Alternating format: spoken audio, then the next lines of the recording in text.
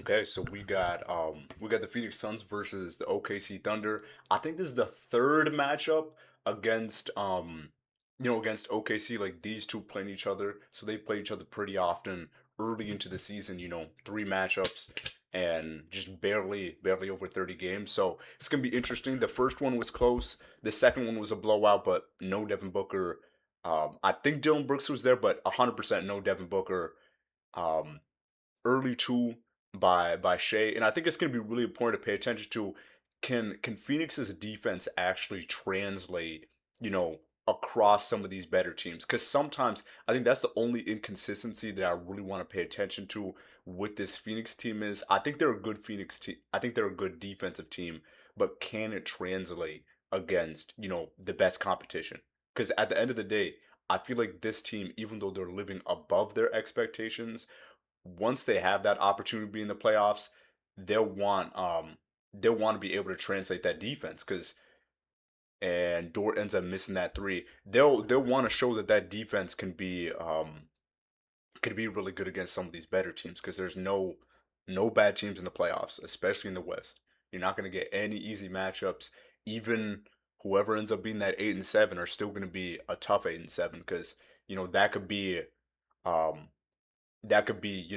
Phoenix, that could be Golden State, and those are two I think hard outs. So it's going to be important to pay attention to how does this Phoenix team adapt to some of these better teams defensively.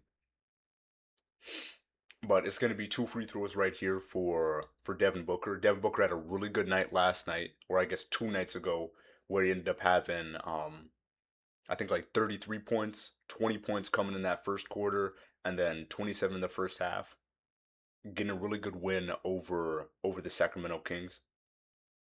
And there we go. So Devin Booker ends up in one of those free throws. And Chet wide open for three, and he misses that. Okay. Okay. And I don't know if it's as much of an issue for Phoenix, but OKC does tend to be a little bit slower into getting into their offense.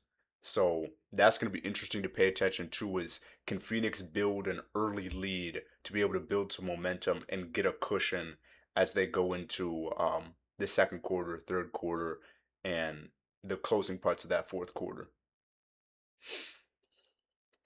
And Brooks is trying to maneuver a little bit of space. Recently, I was just talking about Dylan Brooks and how he's been, one of the biggest bright spots, I think, overall in the NBA, just showing that.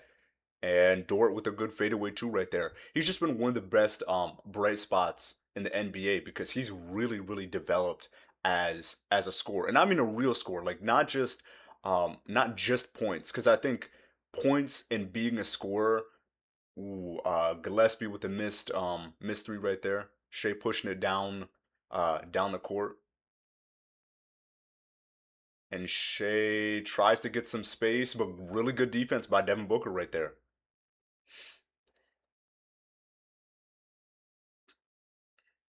And Gillespie misses another three. But yeah, Dylan Brooks, he's not just like, oh, my points went up by three or something. No, he has really opened up his game, whether it's his footwork, his body movement, just being more comfortable in certain positions. Right now, he's got the ball, trying to back down Kaysen, and ends up getting that too. Kaysen's got to be a little careful because he's got two fouls already, and it's cool to see a player who is really defensive minded for most of his career. Tough fade away by J Dub right there, developing into more of an offensive minded player because you see that a lot in the NBA where an offensive minded guy coming into the NBA kind of has to adapt and be a little more defensive. Someone like Jalen Suggs, he was a really high prospect coming out of. Ooh, and J Dub gets that layup. He was a really high prospect coming out of college, and he developed more into a defensive role. Maybe what Dylan Brooks is doing is pretty similar to Dejounte Murray. So Dejounte Murray, I feel like a lot early in his career, especially in um in those early parts of San Antonio, he really was a defensive minded guard. Gillespie with another missed three. So that's a third missed three for him. Hopefully he's gonna be able to warm up a little bit. It's 8-5, so still super early in the game. And Defensive 3 seconds. Okay. Um, but yeah, I think he's really similar to how DeJounte ended up developing, where DeJounte was a way more defensive minded two guard, Shea with that technical free throw. And then he developed into a way better offensive player. Like the ending part of when he was in San Antonio, you gotta see his capabilities as an offensive player. And then in Atlanta too, where he became a consistent 20 point per game scorer. So it's not unheard of. It's just really cool to see somebody make that type of jump because he's done a really good job of maintaining that defensive physicality and high level of defensive play while still becoming a better offensive player. And right now he's at the top of the key trying to bump Jade up and doesn't get the and one but does get the foul. And I think what helps him too is that naturally he's a way more physical player as a defender. So, that's kind of where his game is tailored to. And offensively, he's done a good job of translating that physicality over to over to his offensive side. So he's always bumping people, he's always trying to create space, and that's really helped him because he plays a lot in the mid range. He shoots a lot of threes, but he also plays a ton of his game in the mid range. And if you're gonna play in the mid range, you kind of have to have an arsenal of moves or kind of like counters to be able to get space because sometimes it can get a little crowded when you got people who can come in and help who are you know, in the gaps, trying to pressure you and just having some of those moves, having those bumps, having those physicality, can really help. And that's something he's done. Dort gets a three.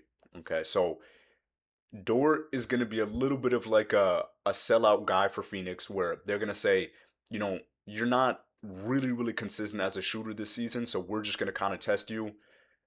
And Goodwin ends up missing that three. A big part of this OKC defense is they're way more interior minded defense. Phoenix loves to shoot threes, so should be a good matchup for Phoenix, and that they should be getting some good looks. Shea ends up getting that jumper, so it's gonna be an um early timeout by Phoenix, but I'm liking the looks that they're getting. I'm really liking the looks that they're getting because they got a really good set of 3 point looks. It's just that Gillespie just hasn't been able to hit them as consistently. And Ott, their coach, the head coach of Phoenix, understanding I'm not saying he needs to, but I think he has an understanding of that a team that really is high on their 3 point volume, there can be a little bit of that in between that you really need to focus on too, because a team that's really dependent on 3 point shooting can have insane nights where they're dominating the other team or they're able to compete with the best teams in the NBA night in and night out. And then there can be other nights where the shots aren't falling and it's like, oh, this is tough to play. This is really tough to play. So I think it's good that he's got a combination of two guards that are leading him who do really well in the mid range and really well going to the basket too, because you don't want to have a situation where you're kind of shooting yourself out of games because you're so dependent on 3 point shooting. And early on, it showed a little bit of dependency with Gillespie missing a couple of threes, Goodwin missing a three, and them being down, but they should be able to adapt. And I think they will end up adapting when you see Ryan Dunn and also Iguodala coming in because they're not really 3 point shooting minded guys. They're athletic wings who can get to the basket and can really pressure some of those interior defenders. So that's something that I think is going to be cool to pay attention to when they get subbed in because they usually get subbed in as a duo. Yeah, I mentioned the dependency on 3 point shooting because there have been teams in the past who've been really high level teams, and when that 3 point shot goes, it's it's tough to watch because now it feels like, oh, we're going from being a top three team in the NBA, and now we can't score, and now we're more like a below like bottom five team. And it can be really frustrating as a fan watching your team have those struggles, not because they're worse, but because, again, depending on something like a three being your main offense can have some downsides, and that's that downside that you can have one game or multiple games where you just don't, just don't have it. And when you don't have your main, bread and butter on your offensive side, it can be a really big struggle. And OKC on the other hand, they have that on the interior side where they're not a really high volume 3-point shooting team. They shoot it okay from percentage, but they don't want to depend on that. They depend a lot more on interior offense, and you saw that with the San Antonio Spurs where when that interior offense wasn't coming to them as consistently and as in like as much volume as they were used to, it was really hard to get in what to get. It was really hard to get into what they wanted to do offensively, and it led to a lot of offensive struggles. And okay, really good putback by Mark Williams right there. So yeah, I think for Ott, it's really paying attention to don't be too dependent on 3-point shooting, and then for and three, Dort hits a three. Okay. Okay, Dort hits a three. He's been pretty shaky from the 3-point line. Like I think last year he was a 40% 3-point shooter. This year he's dipped a little bit, so it's a good sign for OKC that he's hitting his shots. And then Mark Dagnall, um he's got to pay attention to, getting a better variety of scoring outside of a lot of interior offense, and having more solid 3-point shooters, having Dort shoot better, having Shea shoot better, and having Isaiah Joe be a bigger part of the offense should help them a little bit in matchups where they're not getting the interior advantages that they would usually expect. And Chet with a fade away and gets that fade away. So early 10-point lead. My bad for not updating the score right there. Should be 19-9 right here. Devin Booker trying to get it on Caruso. Caruso, even though he might not get another All NBA. Oh, O'Neal with the bad miss. Even though Alex Caruso might not get another All NBA defensive award, he still plays like it. And that's the thing with some of these defensive awards is you not winning them doesn't mean that you're not one of the best defenders in the league. Like there are tons of really good defenders that just don't get that kind of recognition for whatever reason. And I think a big part of it is role. Like for Caruso, he's an All NBA level defender, but he probably won't get the minutes that would put him in those same type of conversations like like some of those other guys. And for other people, sometimes it's a really high level defender being pushed more into an offensive role. So again, someone like Dylan Brooks, someone like DeJounte Murray, not recently, but a while ago, they would have been in all NBA defensive type of talks, but now that they have a bigger role offensively, you're not really in those talks as much because your defense, you just have less of a responsibility defensively. It's not to say that Dylan Brooks isn't a great defender still. It's just that's not what his main focal point is now. It's a balance between both of them. And Holmgren with a really good and one right there over Iguodaro. He's somebody who's had really good matchups against Phoenix in both of their showings. He averages somewhere around like 17, 18 points, but against Phoenix he's had back-to-back 20 plus point games and some solid rebounds to go with that too. So I think this is a matchup that he likes a lot because the bigs that they do have, if it's not Oso or if it's not Ryan Dunn guarding them, are a little more slow footed. And, that really favors someone like Chet who is a lot more nimble. So some early 3-point woes for Phoenix. Yeah, right now it says they're 0 for 8. And yeah, you gotta be careful. You gotta be really careful if you're um if you're a 3-point shooting dependent team and it's just not looking there for you. So I want to see Devin Booker work a little more in the mid range. I want to see Dylan Brooks work in the mid range a little more. I want Colin Gillespie to find some chemistry with Oso or Ryan Dunn and get them some good slashing opportunities because you can't win. Ooh, and AJ Mitchell with the big three. You can't win if you just keep on slamming your head up against the same issue over and over and over again and just expect it to get better. Um, over time. You need to get that variety in before you can make those adjustments. If they play better in the mid range, if they play better interior wise, then better 3 point looks will open up for them, and that's where you can get that confidence to make those shots. But early on, 0 for 8, that's a big adjustment that they're going to need to make throughout the rest of this game. Shea over to Dort, long three, and he ends up missing that three. He's become way more of a volume 3 point shooter just because of the looks a lot of teams are giving him. So that's going to be important to pay attention to this game too, because he's made two, but I think he's also missed three. So that's something to pay attention to. And another 3 point shot, and there we go. There we go. First 3 point shot for Phoenix right there. So that's going to be still, I think, a 13 point game right here, but big 3 point shot for Phoenix because yeah, they were 0 for 8. So now they're 1 for 9, and I don't think that will start the momentum for their 3 point shooting, but just seeing one go down is really good for them.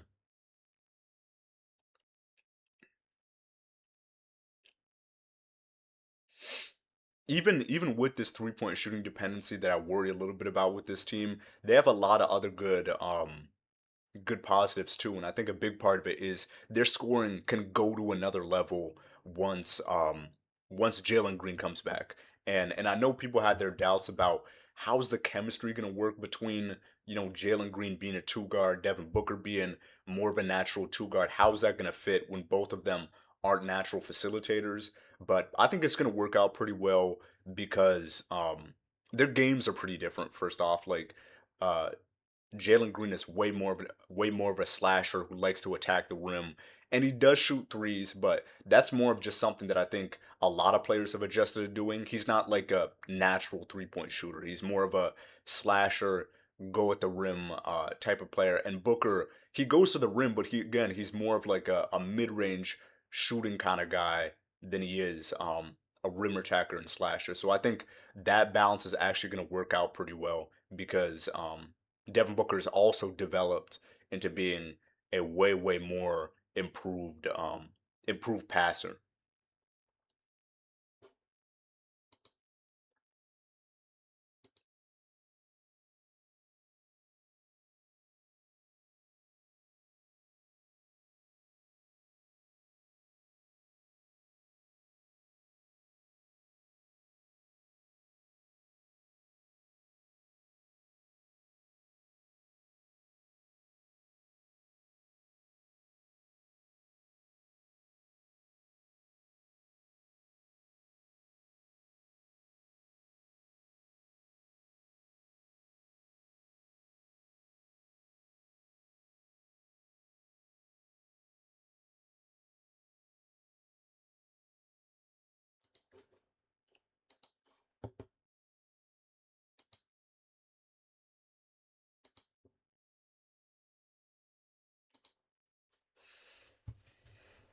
So it's a 12 point lead for OKC.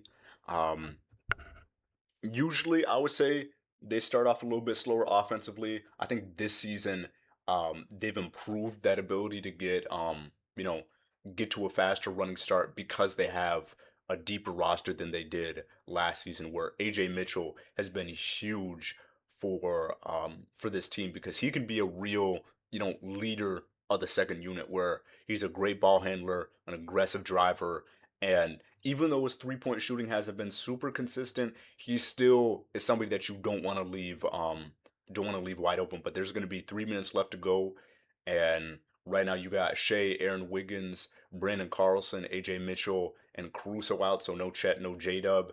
And then on the other side, Aaron Wiggins ends up missing that three, and it's going to be Phoenix ball. On the other side, you got Gillespie, Booker, Iguodaro, Dunn, and Goodwin. So no Dillon Brooks. So you got two really athletic wings who are kind of playing like um I guess like a center in between. Like neither of them I feel like are true centers. Really good look for Goodwin, and Goodwin hits another good three. So Phoenix is doing a good job of finding better looks for their 3 point shooters. And Mitchell, good look for Brandon Carlson, who ends up missing that three. OKC not really a great great 3-point shooting team. So Phoenix can push them into being more consistent shooters. That's going to be a good route for them and a good mid range right there by Devin Booker. So they've cut what was a 12-point lead or a 14-point lead all the way down to a 7.1. And then another turnover by Shea right here. So it's going to be another good opportunity for Phoenix. And Dunn hits a three. Okay. Okay. So big run by Phoenix right here. 2024. Phoenix, one of the best teams at stealing the ball. I think they are the best team. Caruso ends up missing another Phoenix rebound, another Phoenix defensive stop.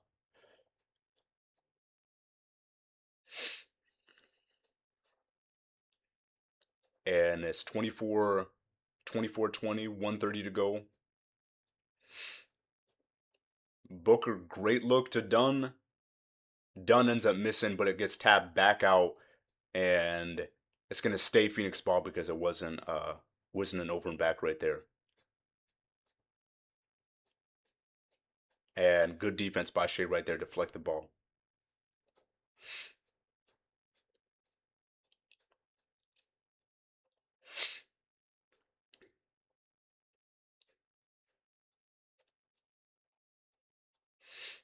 So Phoenix, really good opportunity to go on a huge run right here. Goodwin had a decent look, ends up not taking that three, goes straight to the basket, ends up missing it, and that's going to be an OKC rebound. Aaron Wiggins has got to back it away a little bit because it was a 1-on-3. Phoenix did a really good job of getting back on the defensive side. Mitchell attacking Gillespie and forces that foul call, and it's going to be free throws for AJ Mitchell.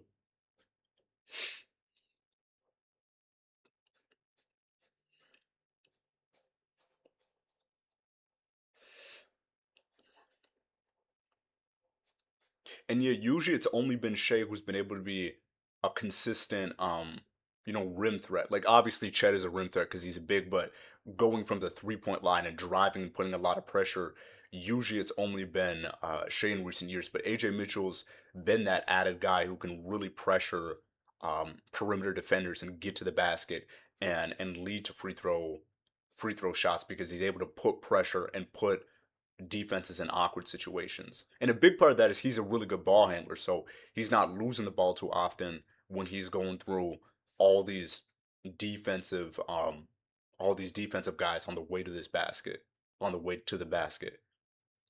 But right now it's 2026, 39 seconds to go. Phoenix has an opportunity to get two shots.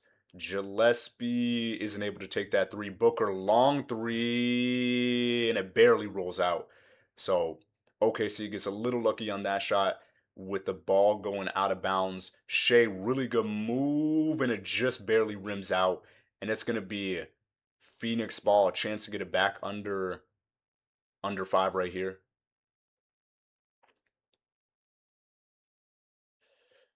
Ooh. Good defensive play by Caruso is going to stay with Phoenix.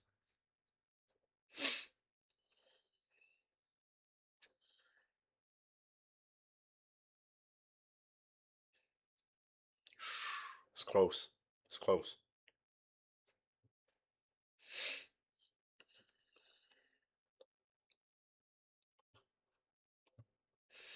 And I know they're trying to get it to Booker. They're playing really good denial. Um, and then they end up using one of their fouls.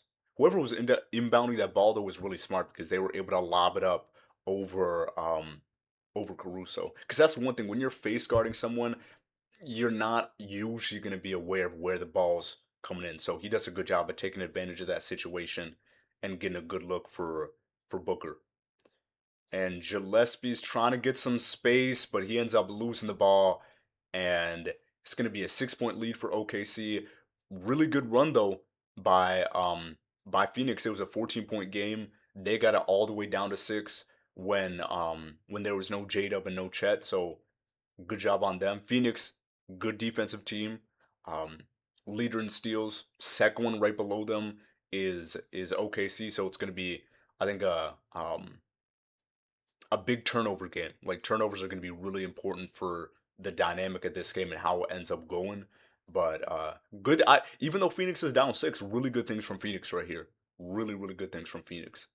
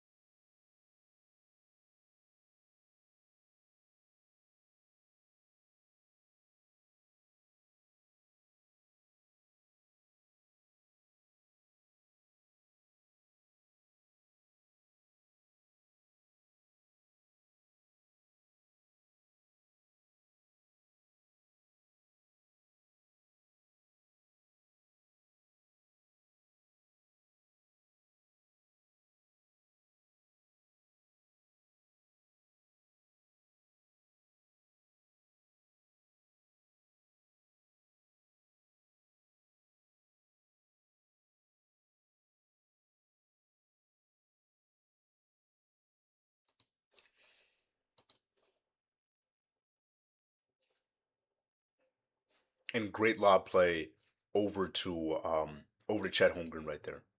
And yeah, it's weird because in some of these matchups, I feel like the team does a little bit better when it's Shea with maybe AJ Mitchell and a couple other guys with no J Dub and no Chet, and then other times Chet and J Dub can have really good matchups, and I think they're going to be able to get a little more comfortable offensively when you got Chet and J Dub back to back really good plays by AJ Mitchell. So it's going to be 8 point game, 30-22. And Dylan Brooks trying to get some space and misses that mid range rebound. Mark Williams, but he ends up getting no foul call right there, so it's gonna be OKC ball. Ooh, and then bad turnover by J Dub, just ends up losing the handle right there.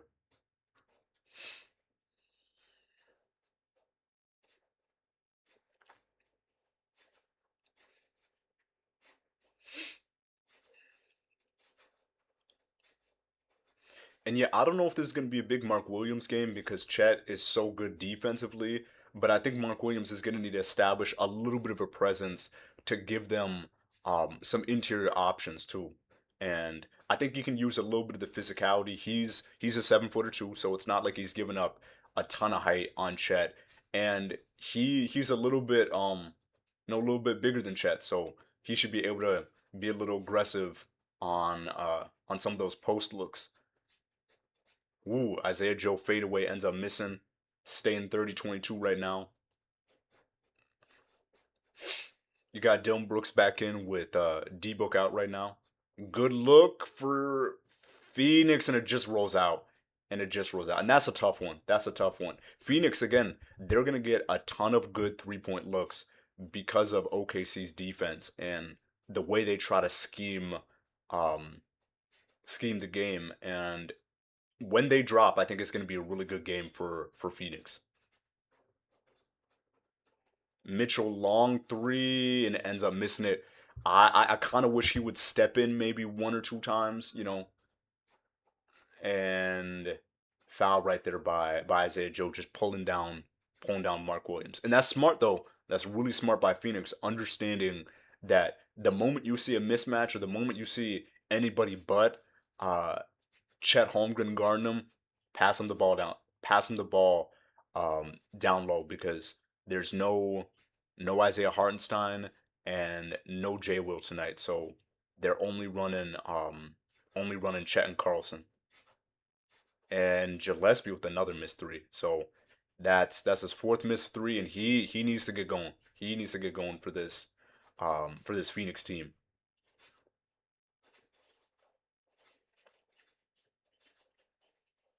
And really good move by J Dub. He just does a little up and under on Mark Williams and gets 2 points for himself. Another block by Chet. Chet has been dominant, really dominant as a shot blocker in the past couple of games. He's got I think he's got 12 this week. So he's been averaging four blocks a game through Monday.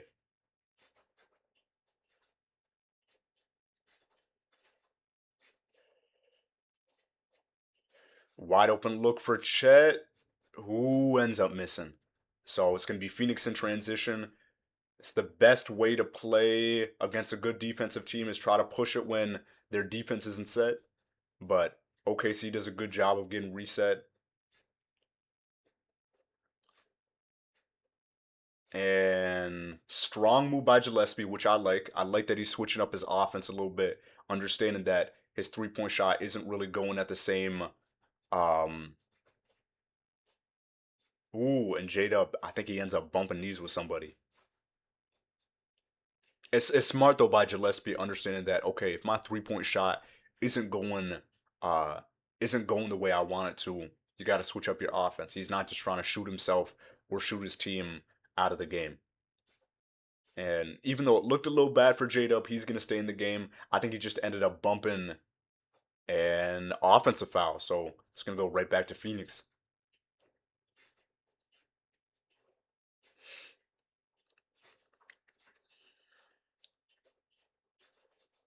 Ooh, yeah. I mean, he 100% hit Bouye in the face, so I guess the only way this challenge would be successful is if they just said it's so incidental and so natural with how AJ Mitchell was moving that's just it's just incidental. Like there's nothing else you could do. But personally, I don't think it's gonna get turned over because I mean I see Bouye's head swing back. Like he gets 100% elbowed in the face. So I don't think it's gonna get turned over, but I can understand why he ends up challenging it um because it's not like he's swinging his arm because you see him he gets bumped and then I think this is gonna stay a foul. And I've criticized other teams for this too. It's like, why use your why use your challenge this early into the game when you know it's going to be a competitive game and you know that the call isn't like obvious. Like it's not a guarantee that you're going to win this challenge. So I kind of wish if I was if I was on OKC side, um you know, maybe Mark Dagnall just hold that hold that challenge a little bit because again it's like you're trying to use your challenge midway through the second quarter when you might need it for a big play at um at the end of the game. So we'll see how that ends up turning out. And personally, again, I think it's not going to get overturned because I think it was an elbow, even if it was incidental, which I think it was incidental by AJ Mitchell. I think it's going to stay. Um, I think it's going to stay an offensive foul. The other reason maybe Dagnall ended up challenging it is it'd be an easy bucket for OKC because the moment Bouye gets hit in the face, the C's part and AJ Mitchell has a wide open dunk. So it's a challenge for not only the foul not to be called, but a bucket that they will end up getting too. So it's a little bit of a big swing pay. I think it's early enough in the game that it's not going to be the most impactful thing unless there's a challenge, later down the game. But I think OKC would love to get those 2 points.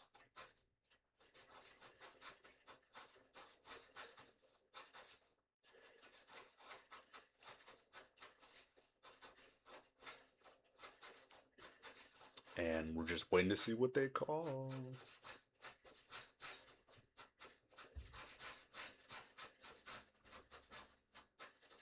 Oh, okay, so it's overturned because it says Bouye had fouled him before the elbow even happened. Okay, okay, so big challenge for OKC. They end up winning that.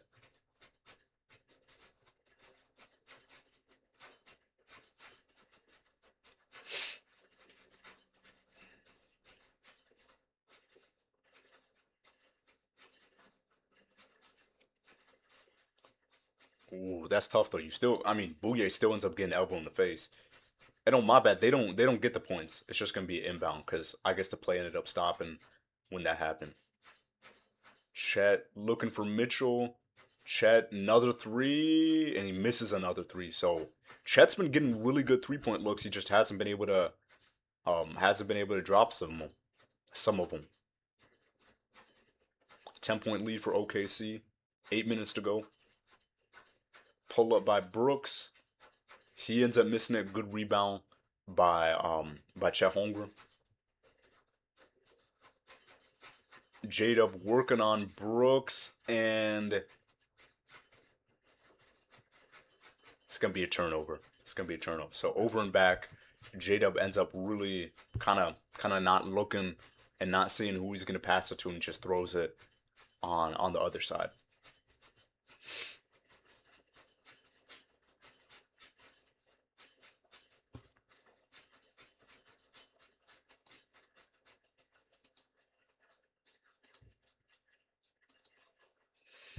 Mark Williams up top with Chet. It'd be really important if Phoenix could get a bucket right here. Williams ends up getting fouled, so he's gonna go to the free throw line. Good good go with the basket right there, just kind of forcing the issue. And again, it's better again if you're shooting bad uh from one part of the floor, you gotta attack the other side. You have to. You have to. And even though it might seem more difficult at the start of it, because obviously when a team understand that, oh, you're shooting really bad from three, we can kind of back down a little bit and play even more interior minded. Being able to break through that line of defense eventually will help you out way more in the long run. So you put yourself in a tough position early into the game, but you can get out of it by not settling for what the defense wants. The moment you can put pressure on the defense versus the defense keying in on you, you can open up a lot of opportunities for yourself. Rebound by Phoenix, so Phoenix has got a chance to get it to six.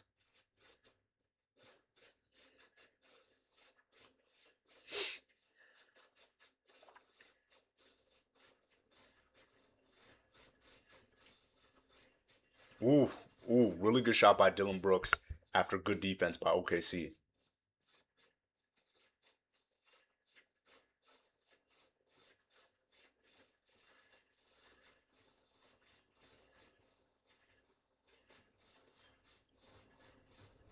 And it's gonna be goaltending by Mark Williams. So it's gonna be 2 points for Chet. It looked like good rim protection, but I think it just dropped a little bit too low right there.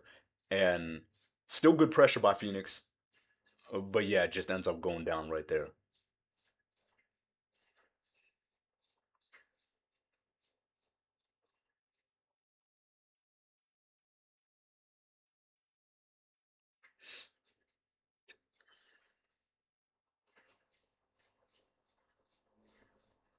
I didn't even look at the scores. 34-26 with 7 minutes to go. They were just talking about how it's gonna be really defensive minded, and it definitely is. It definitely is right here because Phoenix might end up with close to 40 points near near the first half.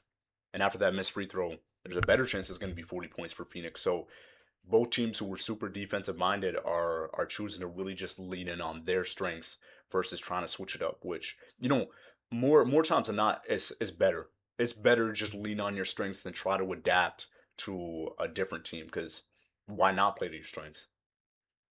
And Gillespie ends up making that other free throw right there.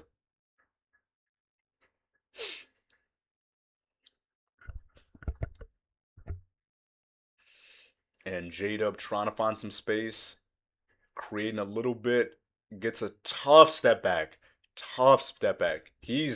I mean, throughout his career, that fadeaway's been, um, has been kind of staple for him.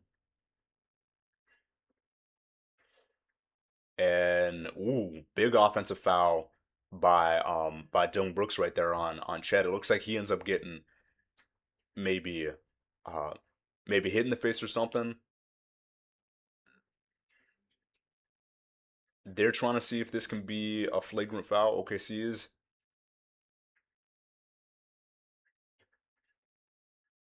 and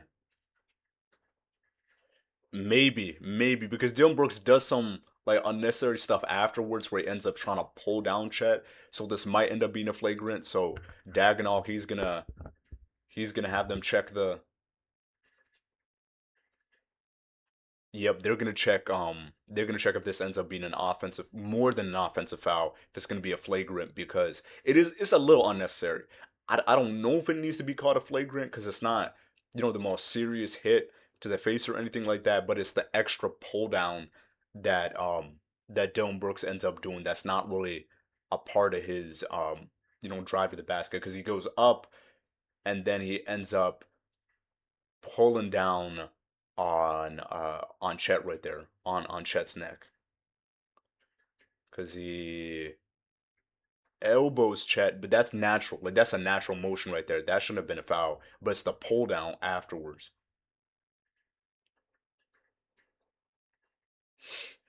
In last game they had when it was a blowout, Grayson Allen, who I don't know if Grayson Allen's playing tonight.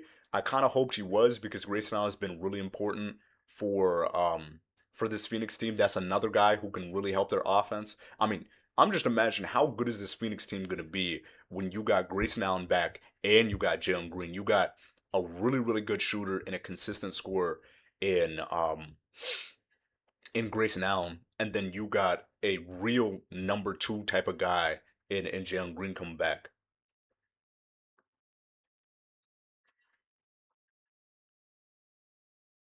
Okay, so I like that. No flagrant. If it's no flagrant one way, it's good. It's good as no flagrant. But that's the other thing. Like you got to pay attention to Dylan Brooks throughout the game because he's a great defender.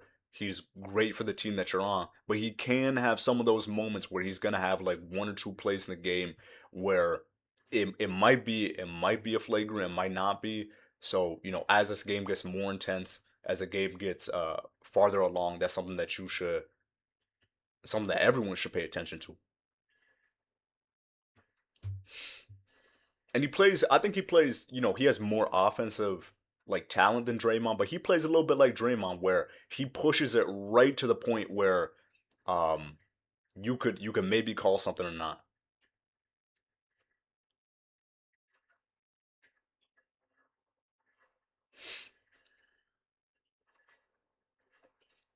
So another turnover for OKC. Looks like oh yeah, it looks like a carry right there by J Dub. It just ends up getting stuck on his leg as he's driving. And Shea hasn't played any of the second quarter yet, so Dagnall, it looks like what he's trying to do is he plays Shea all the first quarter, gives him about a 6 minute break, big three right there, by Phoenix,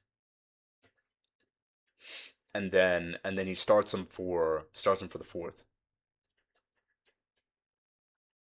and Jada with another jump shot,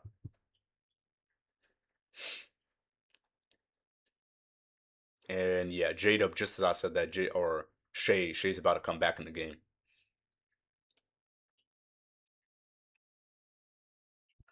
It's lots of offensive fouls right here. It's another offensive foul by Mark Williams. He ends up just kind of shoving. Ooh, that might have been a good no call. Yeah, that might have been a good no call.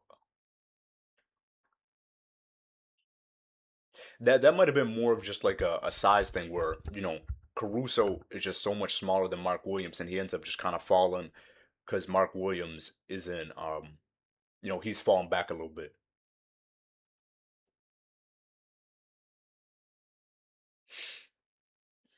So it's an 8 point game. OKC with the ball. Shea back in the game. They're kind of inverting Chet and J Dub's minutes with Shea right now. And another foul for AJ Mitchell. He's done a really good job at getting some of these Phoenix guards in difficult situations.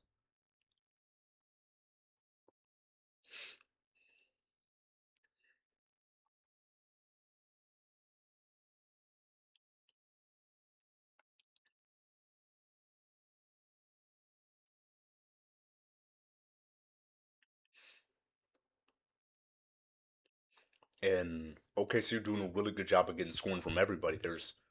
Um there's there's a bunch of people with points on OKC, and you can see sometimes when you're just looking at box score. I know box score doesn't mean everything. It obviously doesn't, because there's a game within the game outside of just what you see on paper. But it's good to see that there's a little more variety of scoring from OKC side, because a lot of times it can be kind of lopsided where you see Shea and then maybe one other person at 15 or 20, and then everybody else has got two or three or something.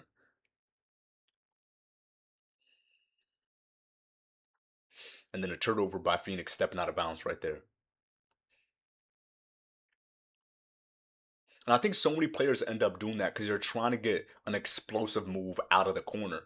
And really good pass by Shea over to Caruso, getting an easy lay in. But yeah, I think a lot of players end up having, like, when you see them stepping out of bounds, you're like, how is that even possible? Like, how do you not recognize where you are on the court? And I think for a lot of players, they want an explosive move away from the sideline or away from the corner. And then, your tendency when you're trying to get that explosive move is to just bring your back foot back so then you can explode off of that foot. And usually that'd be a great move in most situations, because again, if you can get pressure on your back foot and explode forward, then you can get a lot of momentum going out of that place. And there's pressure to kind of get um away from that sideline, away from that corner, if you're not going to shoot a three.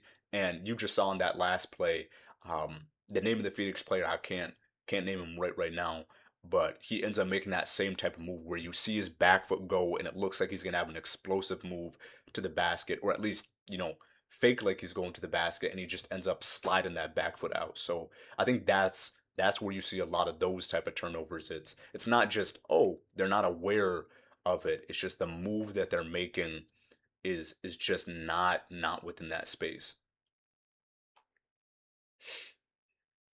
And you see tons of players make that move. It's, exploding off that back foot to get that speed, to get that explosive. Actually, it's not speed, to get that explosiveness and try to get past that defender.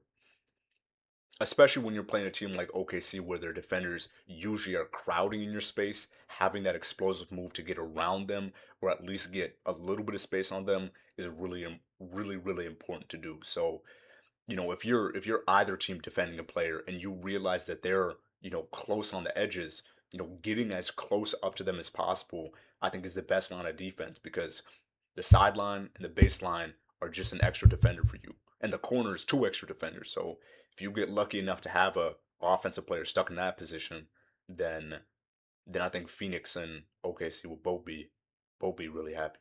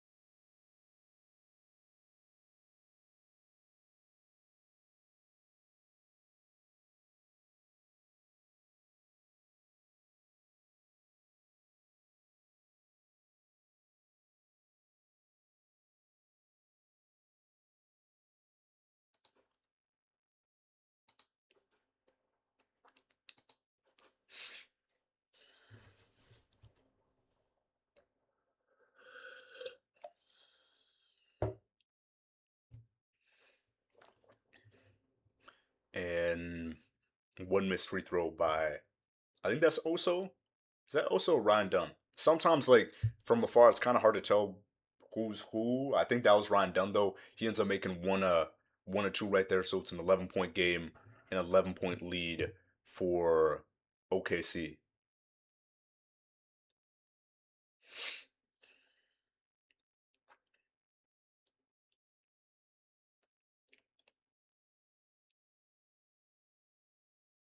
And Shea guarding Booker, and he ends up having to force it over to and Royce O'Neal. He had a good move, but just ends up traveling right there.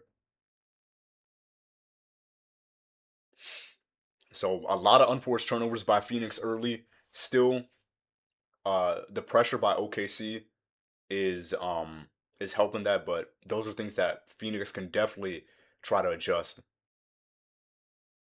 And really good shot by SGA over Phoenix's defense.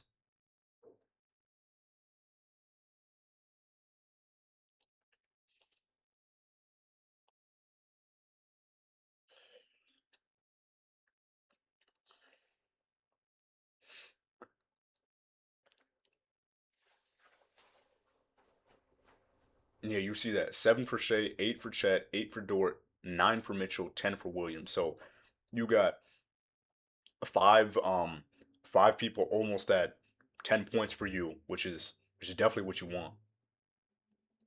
And another missed free throw for Phoenix. So Phoenix is kind of leaving a lot off the board. They're not shooting great from three.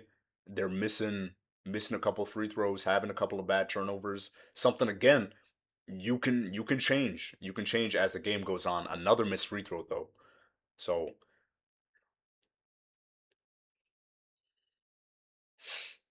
Dort trying to push it out, get it to Shea. Shea getting past the first defender. Ooh, Dort look for that long three and ends up getting a layup. You rarely end up seeing Dort.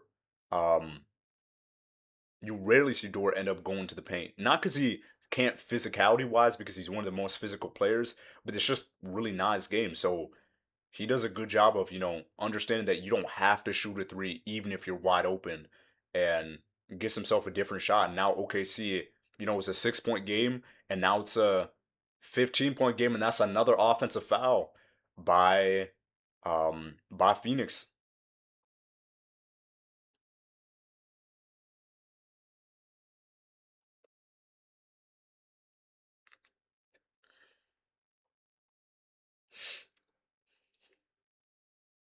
So yeah, if when Phoenix ends up going to this half, turnovers and free throws are going to be the biggest thing, because 3 point shooting, you can't really Kenrich Williams with a good three right there.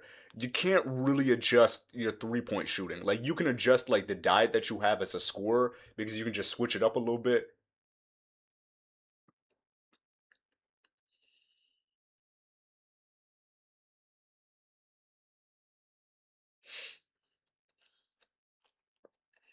Is this a clean block by SGA? Ooh, that's a clean block. That's a clean block.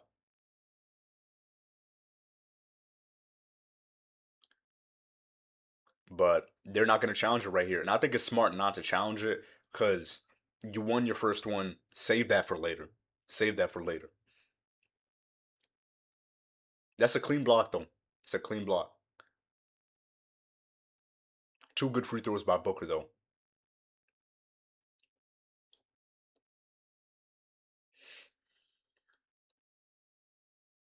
And a big part of this early game, too, is Shea ends up missing that, and it's going to be a rebound Phoenix. They definitely want to get it to under 10 going into the second half right here. Another trip to the free throw line for Phoenix right here.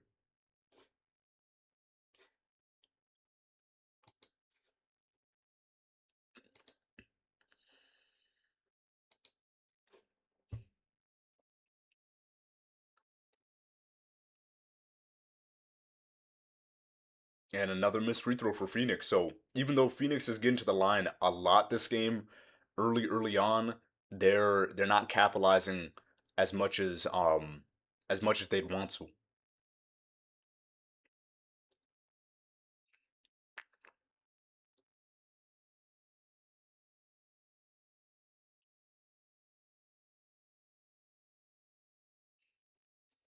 Shea bringing the ball down. It'd be good to see if you could get a shot that's a little more open. He's taking a lot of pressure shots because of this Phoenix defense.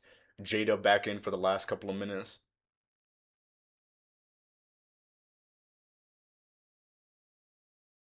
Ooh, and that's gonna be a travel. That's gonna be a travel.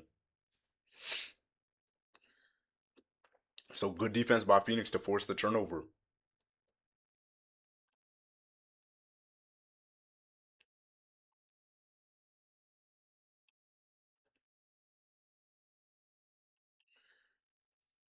So just about 2 minutes to go. A lot of Phoenix's offenses come from the free throw line because the defensive pressure. We'll see if they can build a little momentum. Royce missed three. And Goodwin, good 3 point look. So he's been really the only positive on the 3 point line for OKC or for Phoenix.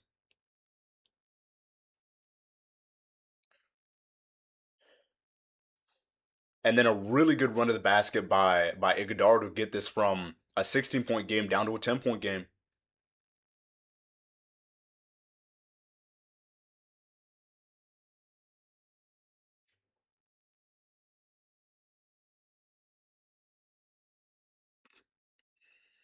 And Phoenix three ends up missing that three. That would have been a big momentum three.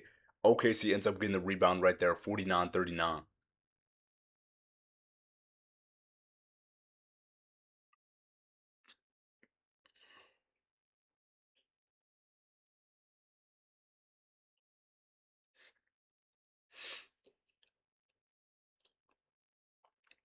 So yeah, not a ton of offense from either team. OKC 120 points. That's what they've been hitting pretty often. I think Phoenix not that high offensively, but close around that 115 range, and it looks like Phoenix is gonna be in the low 40s right here.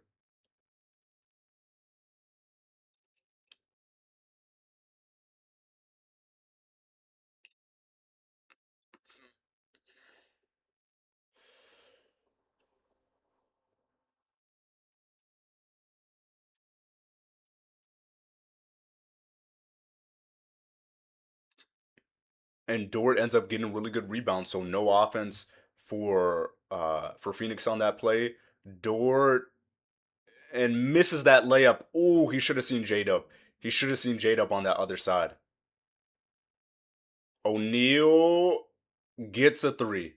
Gets a three. So good three for Phoenix. That's gonna be 49-42. Dort had a good look to J Dub right there. He had a really good look. That's gonna be 10, 9, 8, 7, and foul by Goodwin right there.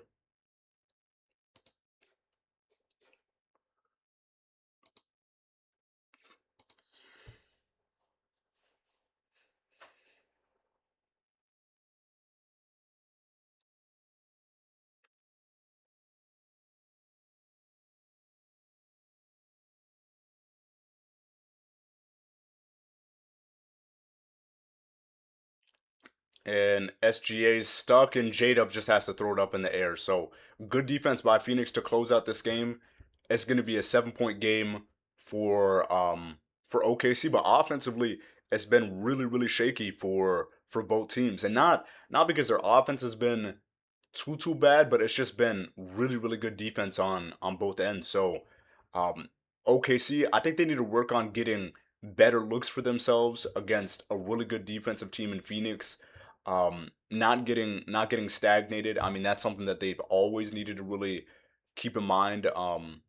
Throughout their offense. I really like it when it's Chet being out there because he just gives them that that big offense that they usually don't have if he's not out there since Carlson isn't playing too many minutes.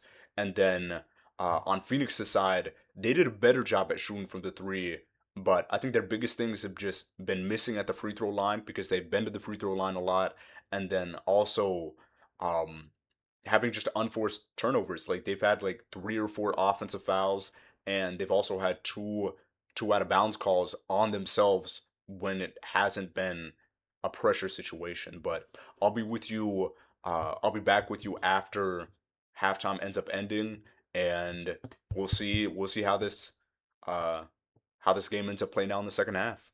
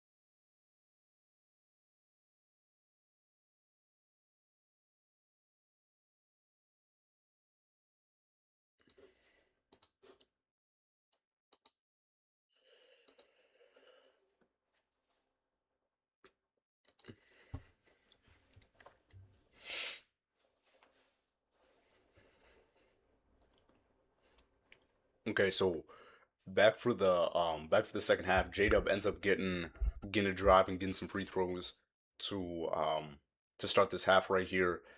It's gonna be interesting to see if Shea's gonna be able to turn around his offensive game. Again, it's really weird to see this type of offensive game from OKC too, because you just have five or six people who are all contributing, and I think a big part of that is defensively, Phoenix is able to provide enough pressure towards Shea that he's gonna have to pass it on a lot of these looks. So it'll be interesting to see if the game opens up a little bit more for him, and same for Devin Booker. Devin Booker, he's kind of had a little bit of a quiet game too.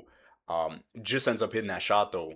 I think Booker, yeah, Booker's got 8 points, and Shea's got 7 or 8 points. So quiet games for both of them, at least for now. Dort long three ends up missing it.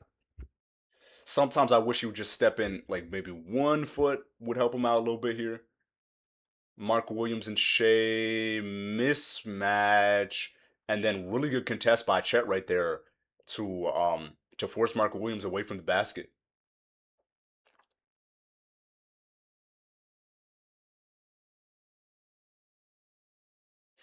And yeah, defensively Chet has been amazing this game.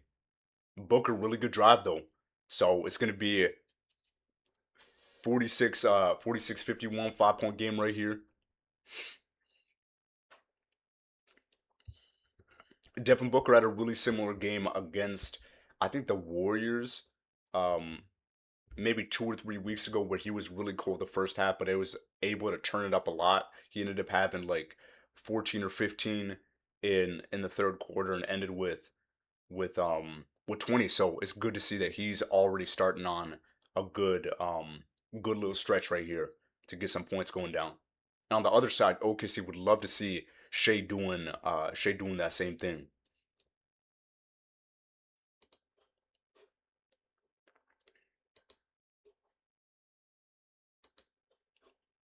And I wonder what level of offensive player do you have to get to be able to, get through and weather some of these defenses because, every team is going to key in on whoever the best guy is, whoever the best offensive guy is, and try to put different pressure and different looks on him.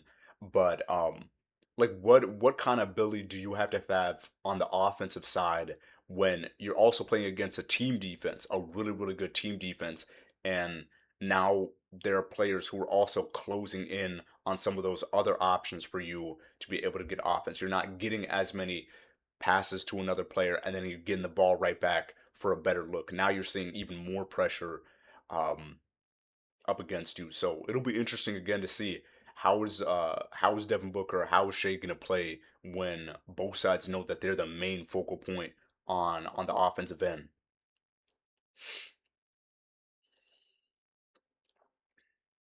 And great job by Phoenix um keeping this game close because they've had lots and lots of big wins, and this is definitely a game that's right there for them.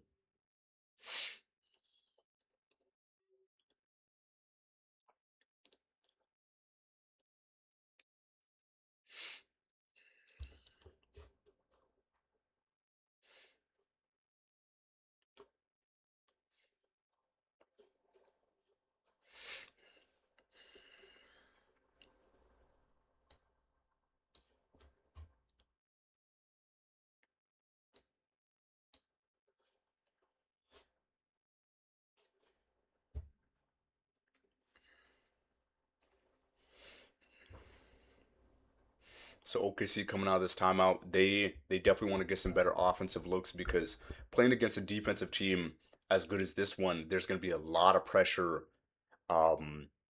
a lot of pressure offense. So getting yourself easier looks is going to be really important.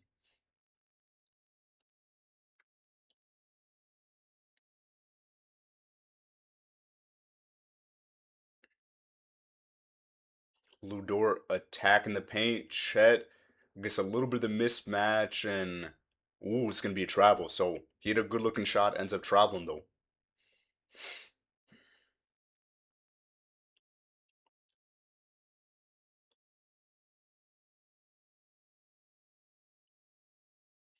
Devin Booker looking for that shot. OKC pressuring him. Good look for Gillespie, and he ends up hitting that three. So that's a first three for Colin Gillespie. Really good to see from him, and it's a 2 point game. So OKC's gonna need to respond. Shea ends up missing that three right there.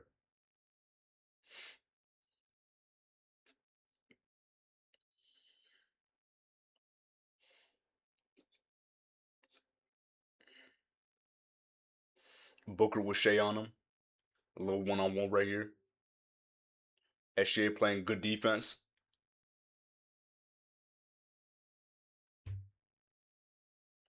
And it's a tie game. It's a tie game. So good rebound by Mark Williams right then. It's a 51-51 game right here.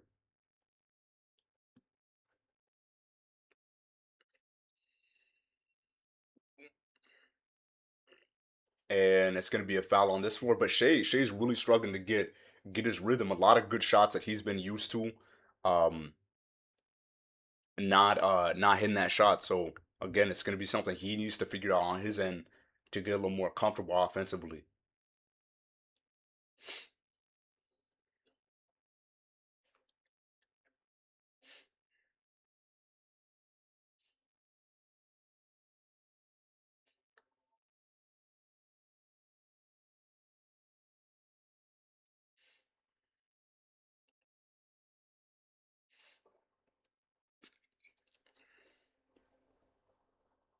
So it's gonna stay OKC ball. 9 minutes to go in the third quarter.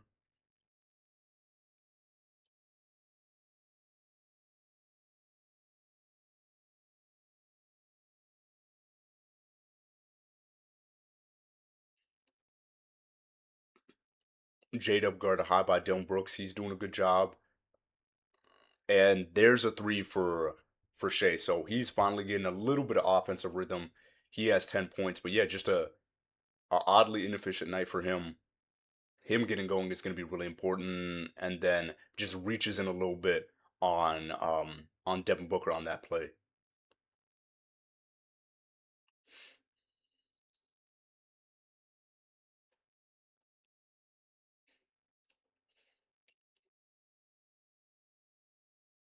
And yeah, I think Phoenix is in a really good spot right now. They're down three, offensive foul. Again, these are the type of plays where Phoenix, you're doing a lot of good things this game, but it's these offensive fouls are unforced turnovers. They're unforced turnovers.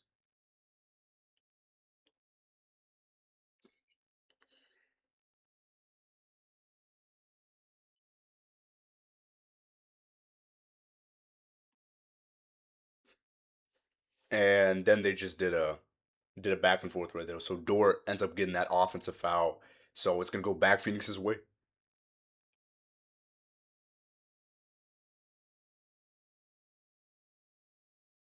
And it looked like a clean charge or it looked like a clean block until Dort leaned in at the end. So it's gonna stay or it's gonna go to Phoenix. And Devin Booker almost gets that and one. It's gonna be Lou Dort with the foul right here.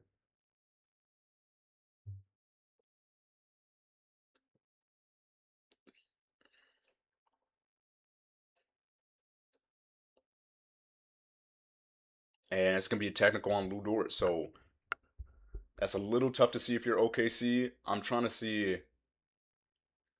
Yeah, it's a interesting call, but I think it's still probably the right call. Probably the right call.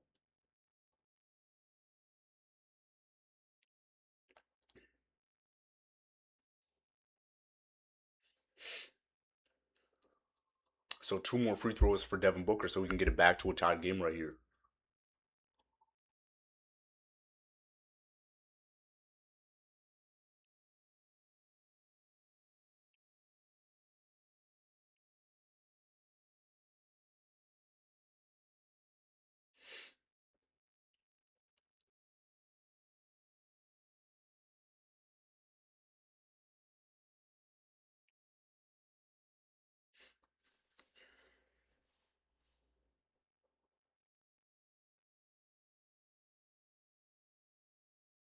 Lou for a long three, and it's a long miss. So bad miss. First time for Phoenix getting opportunity to get to the lead since early, and then just bad pass by Colin Gillespie right there. He was expecting Devin Booker to come around, and just ends up being an errant pass right there. So he's gonna come out, switch with Goodwin. Goodwin was a really good positive for them on the 3 point line. So it's good that he's coming back in for Phoenix.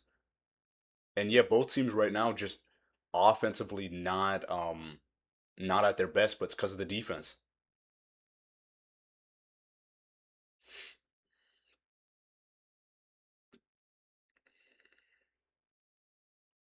Ooh, and a really good jumper over Dylan Brooks by Shea right there, getting another point for himself.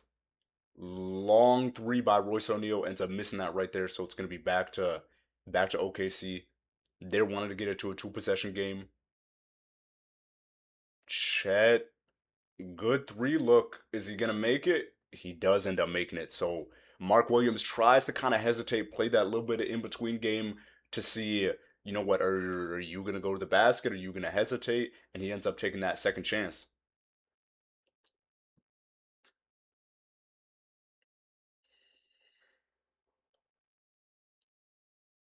And Booker ends up missing that three, but rebound Mark Williams and a good putback right there.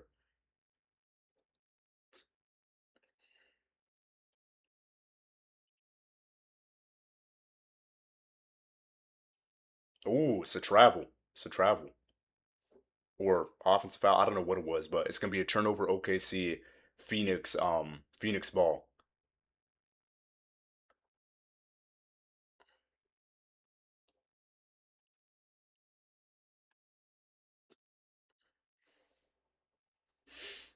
So it's a defensive amount of game. So it's gonna stay close all game. It's gonna stay close.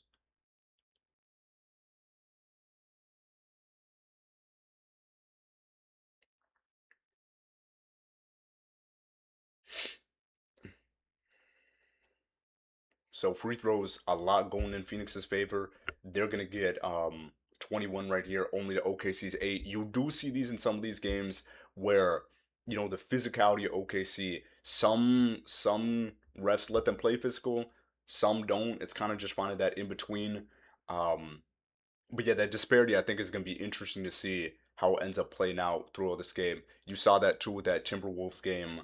Um, where I think a big part of it was the coaches complaining about a lack of free throws, helped to get free throws, and yeah, that's going to be a big narrative going into some of these matchups is the physicality versus who's going to get free throws, who's not going to get free throws. Lou long three ends up hitting that three, so it's going to be a 4 point lead for OKC. Dort, he's become a volume 3 point shooter at least this game. He's 3 for 8 right now.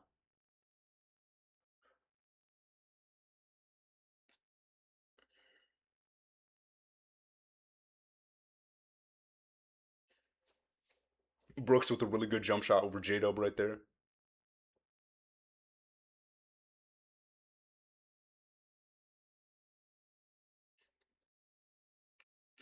AJ Mitchell look for that three, ends up bumping and gets a good mid range over Mark Williams right there. So 64-60, under 6 to go right here.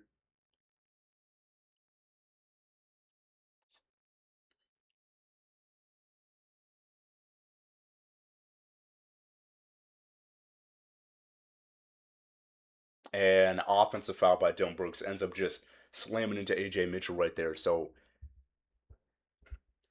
it's gonna be 4 fouls on Dylan Brooks, so that's gonna be a big thing too.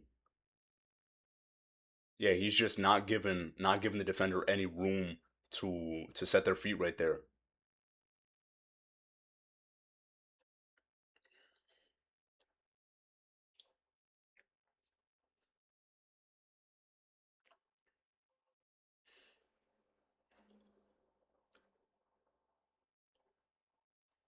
Ooh, and that probably should have been a foul on Dylan Brooks right there, but it's gonna be 2 points for AJ Mitchell. So regardless, they end up getting points on that possession.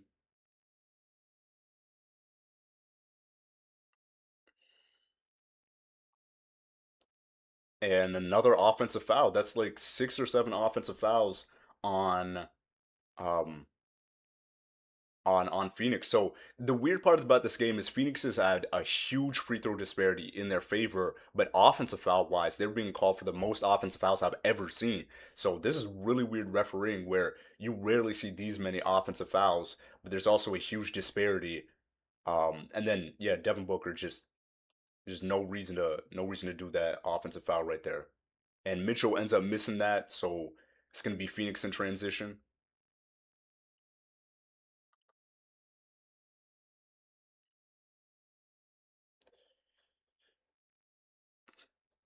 Good defense by OKC to not get. Ooh, but good look to Oso. Good win. Misses that three. He's been really good for them this game from 3-point shooting. So I'm not mad at that 3-point shot for Phoenix and for Goodwin.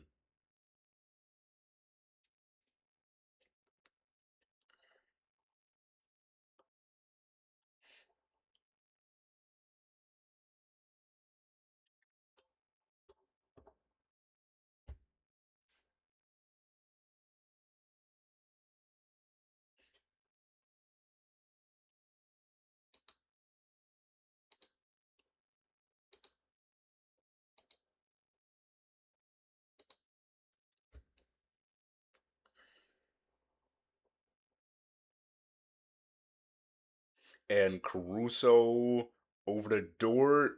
Carlson ends up getting that door, looking for some space. Long three. Ends up missing that long three. And rebound Phoenix. So it's 66-60. Goodwin. Ooh, bad pass. Ends up just hitting it off the rim right here.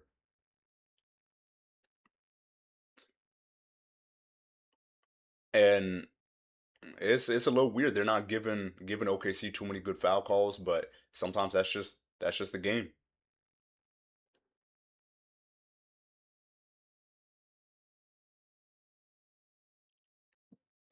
And really good play by Caruso to get that rebound.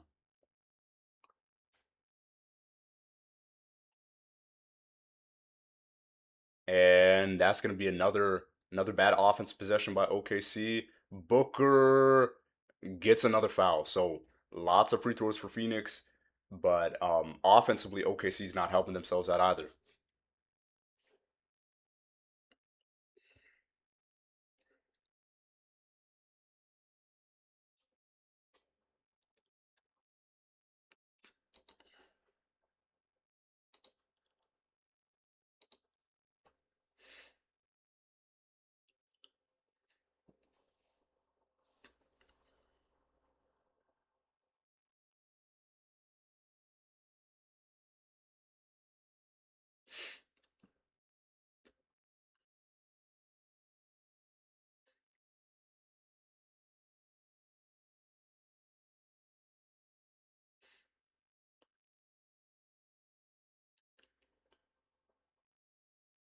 So 4-point game, 66-62, 3:33 to go.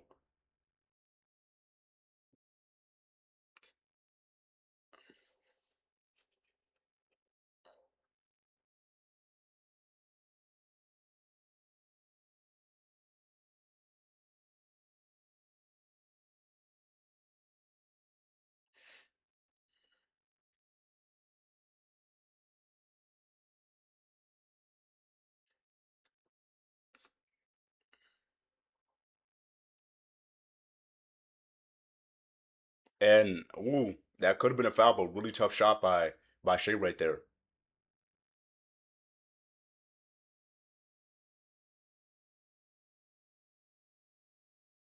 And turnover by Phoenix right there. 68-62, 6-point lead for OKC.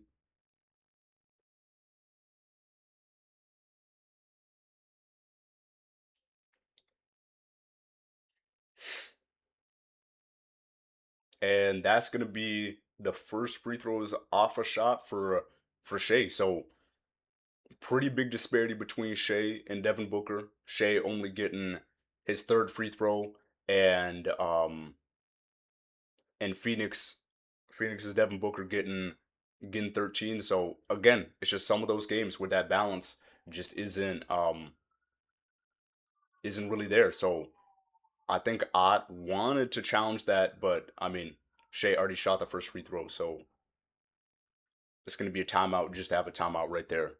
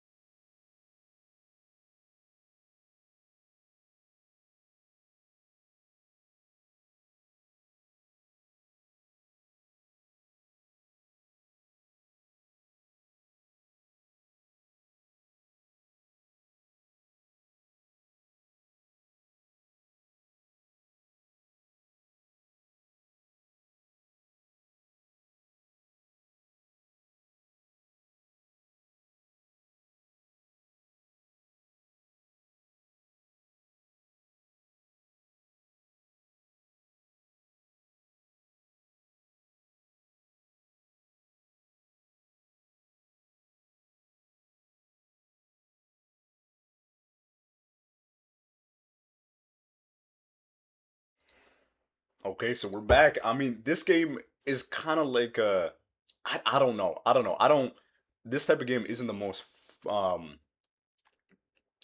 consistent game for sure because again, I don't understand how I really don't understand how the free throw disparity isn't closer and then how Phoenix has so many offensive fouls. Like it feels like there's just been really bad officiating on both ends. I think OKC should have more free throws, and I think Phoenix should have less offensive fouls. Like I don't understand how Phoenix has so many offensive fouls called. And good pass over to Goodwin, done. Back to Goodwin. They need some offense coming a little bit quick. Goodwin gets a big three. So it's going to be 70-62, or I guess 70-65 now. Um, 2:33 to go. And yeah, he's been their best 3-point shooter tonight.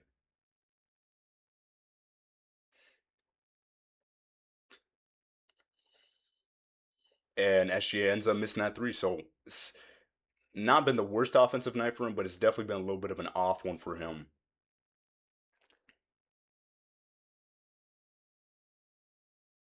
Dunn gets a three. Gets a three. So they get it back to a 2-point game right here.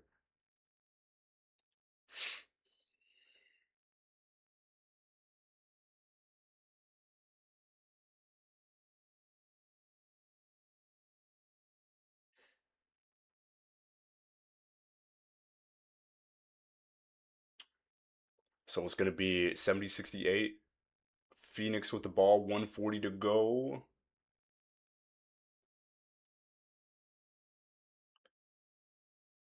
Ooh, done. Wide open three, and he gets the first lead for Phoenix since the first quarter, early first quarter.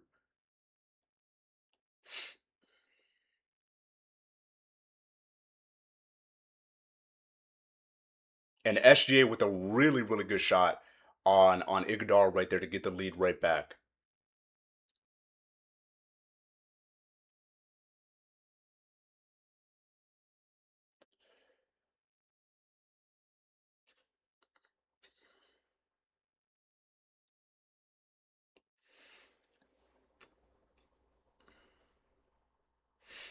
So it's an and one for Shea. Hoping to get this next free throw in right here.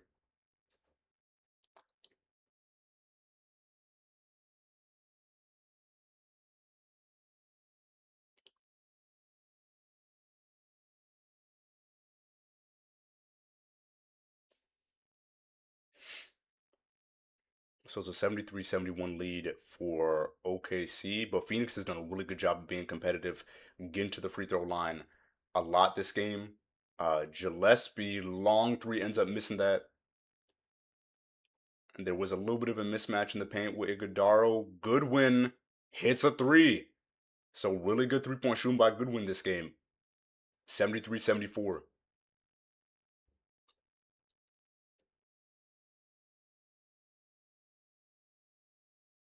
Caruso. Ooh, airball three.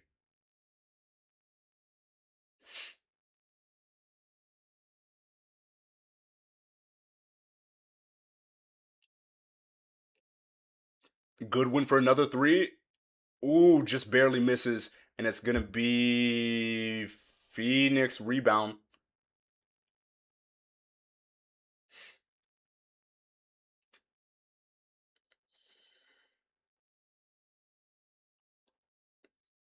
Dunn ends up missing it.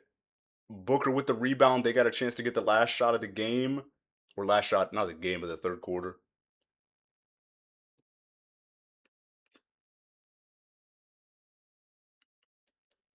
Dunn ends up missing that three. So it's going to be a 1 point lead for Phoenix. Phoenix had a couple of opportunities to spread that lead up a little bit, but it's going to be a really good run by Phoenix in that third quarter. And it's a tight game. It's a really really tight game going into going to this fourth quarter.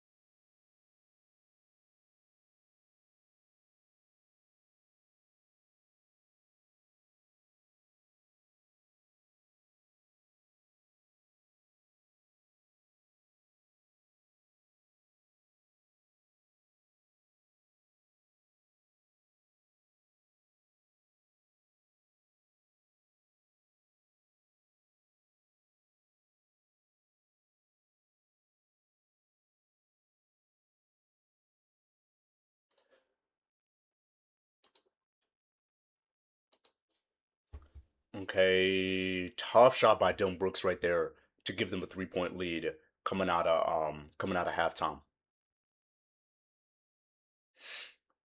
So it was 73-76. Phoenix leading by three. Wiggins had the 3 point look. He ends up giving that up to go straight to the basket. So smart play by him just to take a strong move to the basket. 1 point lead for Phoenix right here.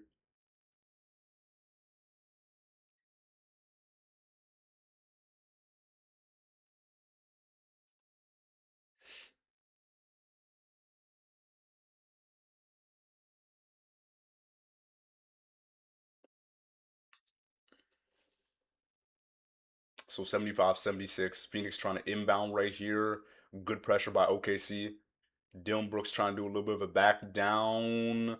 Good pass to Bouye. Good rotations though by OKC to get it over. And Brooks with another good jumper though.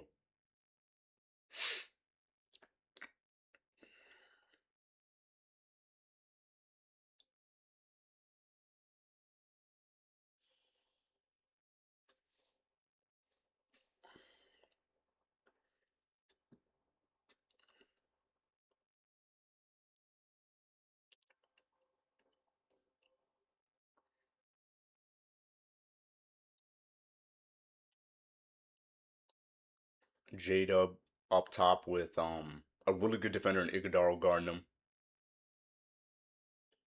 Chet long three and hits that three to get it tied up 78-78. Not been taking a ton of threes this game, but some big threes.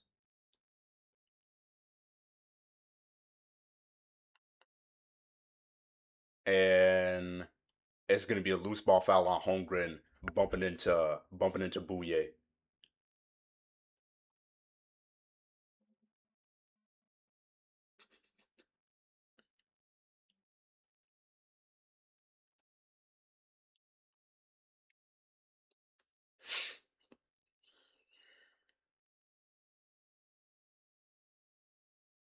So Bouye going to the free throw line to get two right here.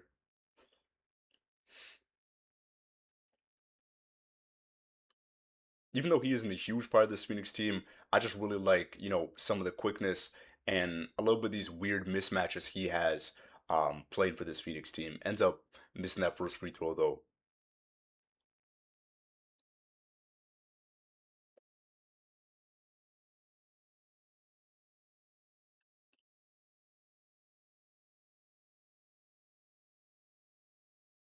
And Bouye ends up missing both, but it goes back over to Phoenix.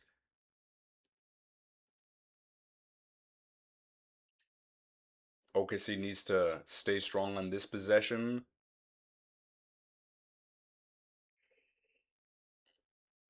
And Phoenix gets a timeout um before the time, but there's 0.9 left. So it's gonna be a hard shot. Not an impossible one, because you could always get the rebound after.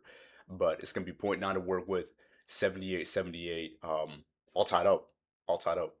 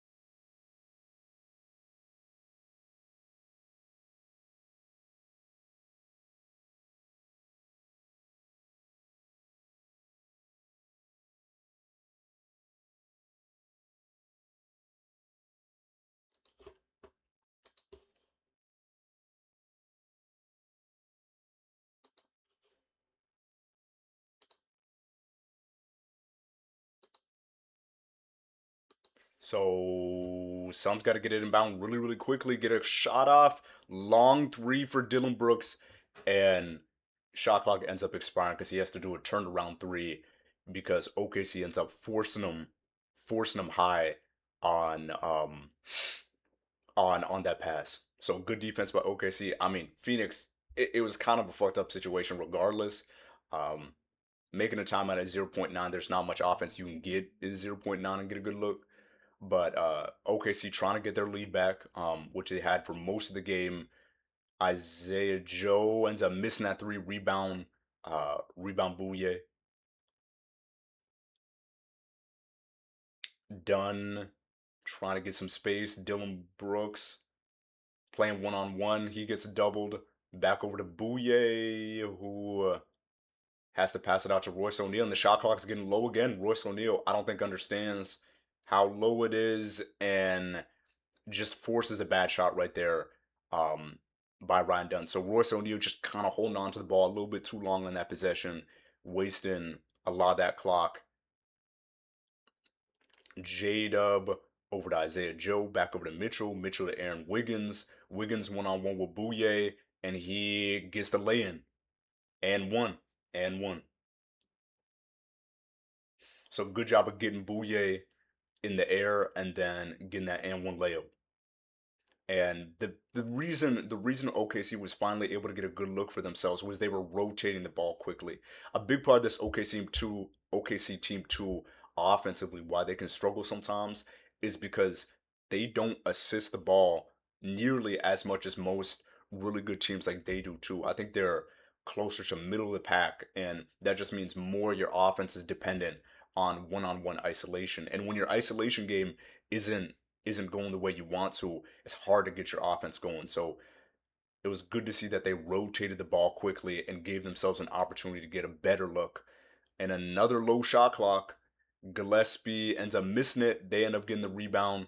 Gillespie back over to Goodwin, who's had a really good 3 point night, and he hits another 3 pointer. So it's going to be 81-84.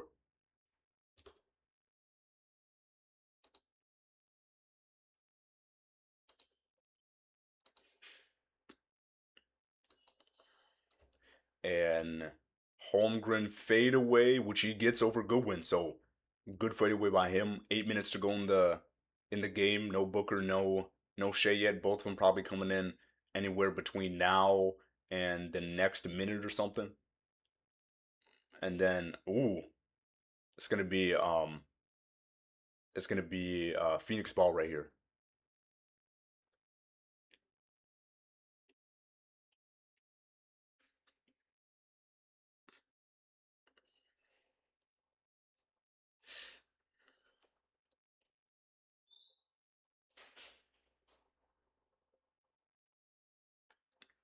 Gillespie in the corner, done.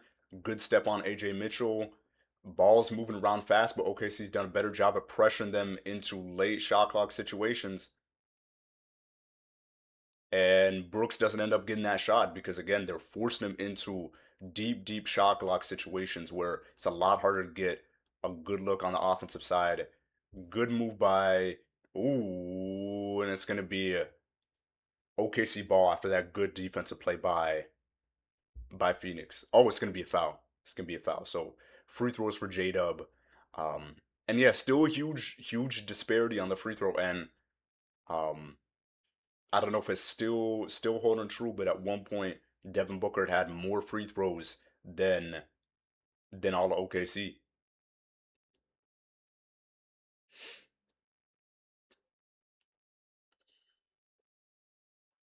But it's gonna be a challenge. So it's either gonna be OKC ball with no free throws or OKC ball with free throws.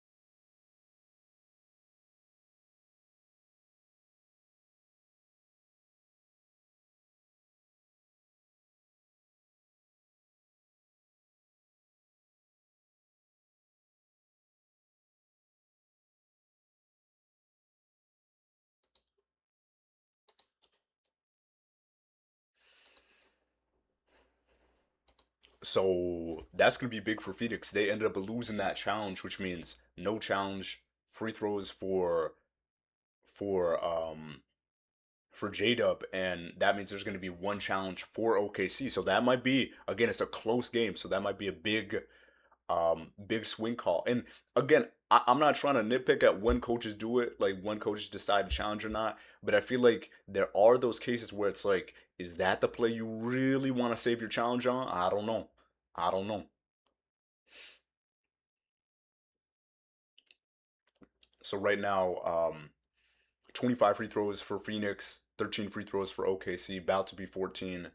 Um, and an all around game from OKC. Not a big Shea night, not a big Chet night, not a huge Jalen Williams night. Just kind of all around. And on the Phoenix side, pretty similar too. Like Dylan Brooks getting some points, Goodwin getting some points because of his really good 3 point shooting, and then Devin Booker also getting some points. And oh, okay, so Suns have Devin Booker early with Shea out right now. Caruso, good defense on Devin Booker, putting a little bit of pressure right there.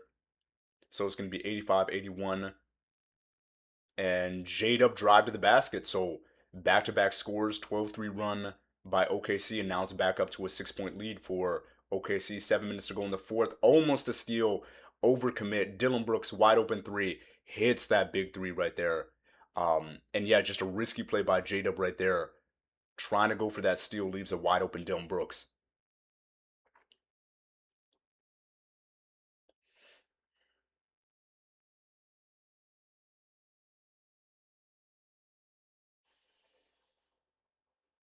And J-Dub just really good patience right there. Getting another bucket over the taller Oso. So he's got 18 right now, looking like a 20 point game. And really good really good pass, but great block by Chet to recover after there was a wide open Royce O'Neal dunk. So I mean, I swear Chet has been one of the best defenders in the NBA this season. Ooh, wide open three look for Goodwin, and he ends up hitting it. That's a big shot. That's a really big shot right there. It's 87-89. Goodwin having a really good 3 point shooting night. He's got 7 3 pointers, shooting 7 for 12. And a big part of that was J Dub and Chet not getting back after that miss, or maybe it was Caruso and Chet not getting back and leaving a 5 on 3 on the other end. So only a 2 point game right now.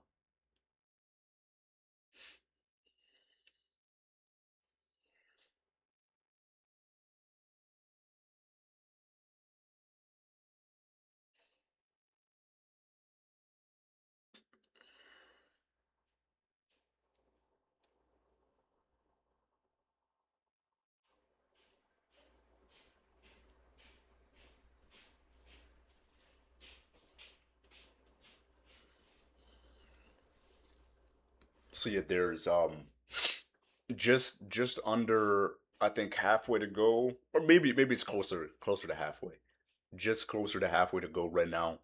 And um and yeah, there's gonna be a lot of important things going on throughout the rest of this game. Is Shea gonna be able to turn around what's a relatively cold game for him into a good game? He's been one of the best um clutch players in the league. I think he's still leading in clutch points, so we'll see if he's able to translate that.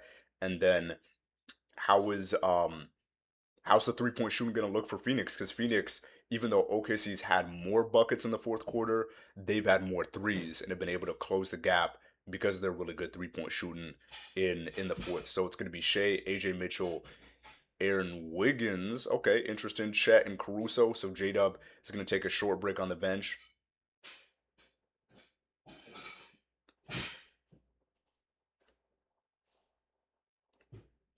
And loose ball foul on Phoenix.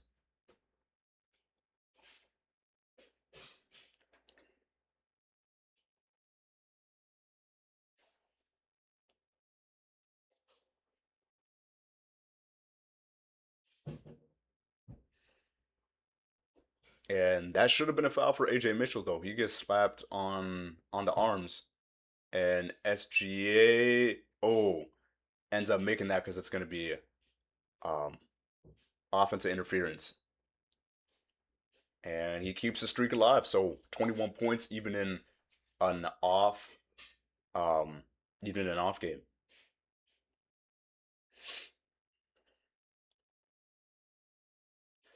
Right now, OKC leading by four. Shea Garden, Devin Booker, high. Another open three look for Goodwin, and he hits again. I just don't know why are you leaving the best 3-point shooter in this game wide open.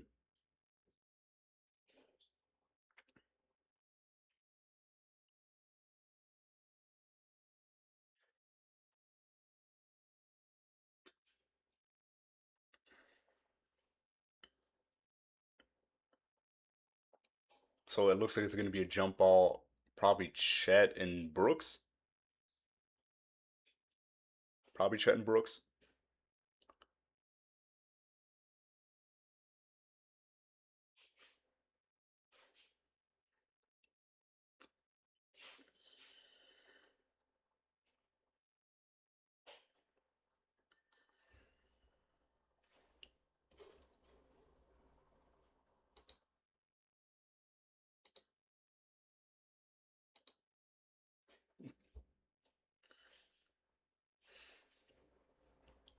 And now they got Kaysen in, so they swap Kaysen out with Aaron Wiggins. Or no, Kaysen out with AJ Mitchell. So they're gonna close a little more defensive minded with Kaysen. And OKC ends up winning the tip. Kaysen three, and right off of coming on the bench, or right off of being on the bench, he ends up hitting a big three to give them a 4 point lead. Shea and Dylan Brooks up top, and Dylan Brooks ends up getting the free throws.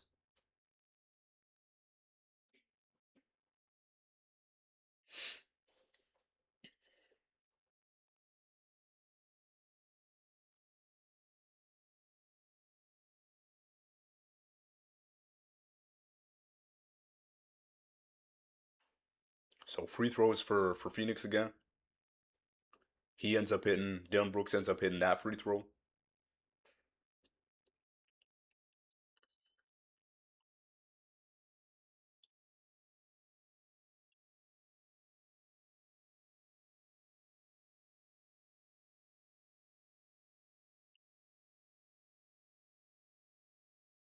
And Brooks ends up hitting both, so it's gonna be a 2 point lead for OKC.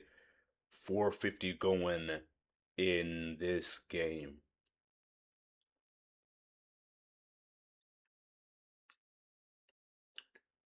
And Shea ends up getting fouled on the 3 point line. Bad defense by Royce O'Neal. You don't want to be giving up 3 point fouls.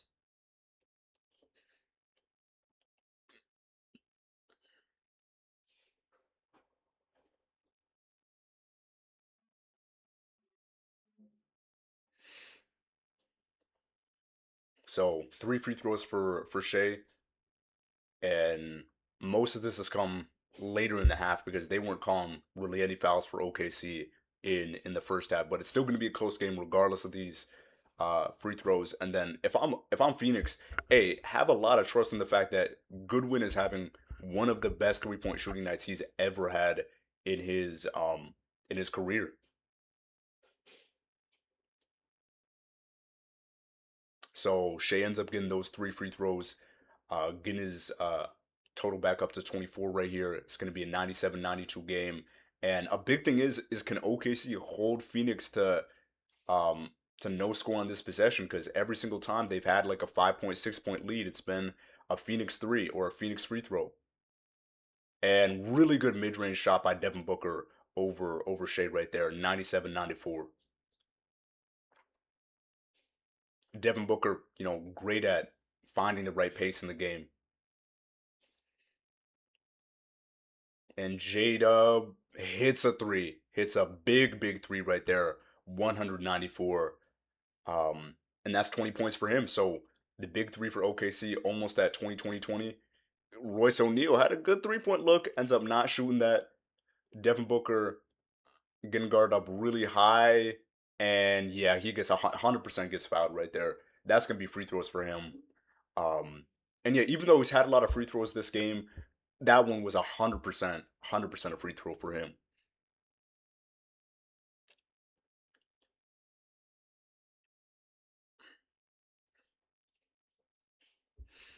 So it's gonna be two free throws for Booker.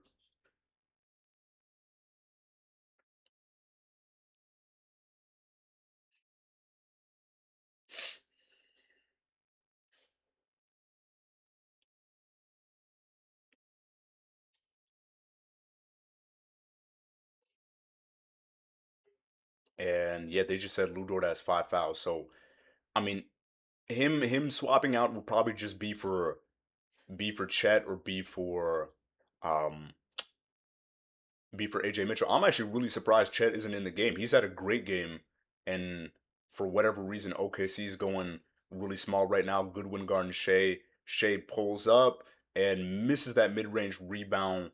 I think that's rebound done. No, that's Iguodala. My bad. Kaysen almost was a steal. Almost with a steal. And good mismatch in the paint recognized by Phoenix, and it's back to a 2-point game.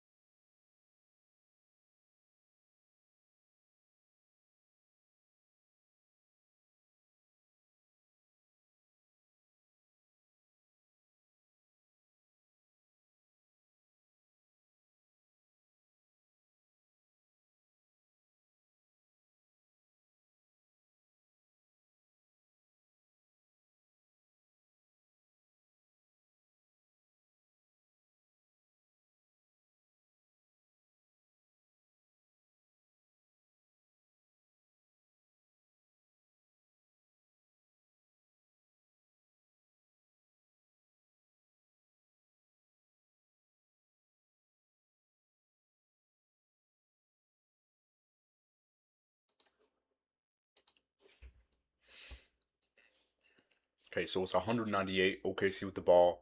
Offensively, both of these two teams have done better.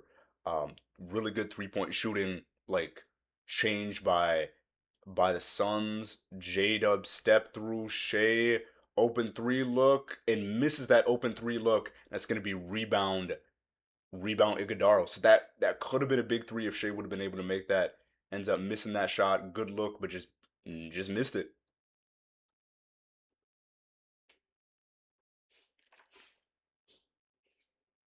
Dylan Brooks, long two, and he hits a long two. So 100, 100.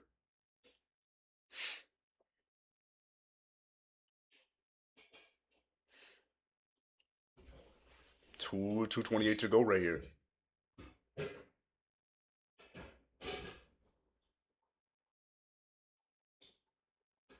It's not much time on the clock right now.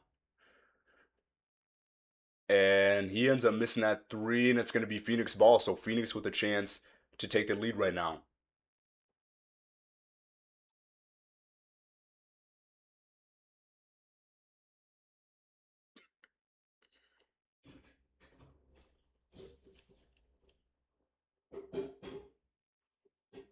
Devin Booker one-on-one with J Dub. And Goodwin hits a shot. So he's had an amazing, amazing game. 2-point lead for Phoenix, 140 to go right here.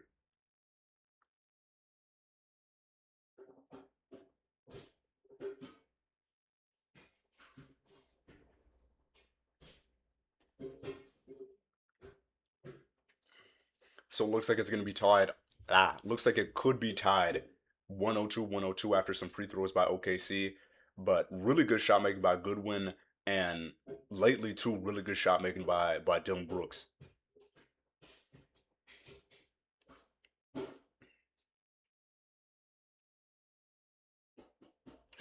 Miss free throw though. That's a tough miss free throw.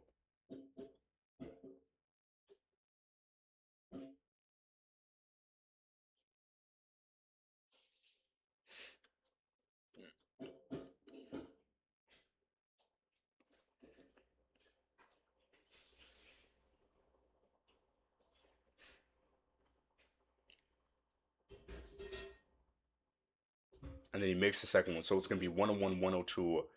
Phoenix leading with 130.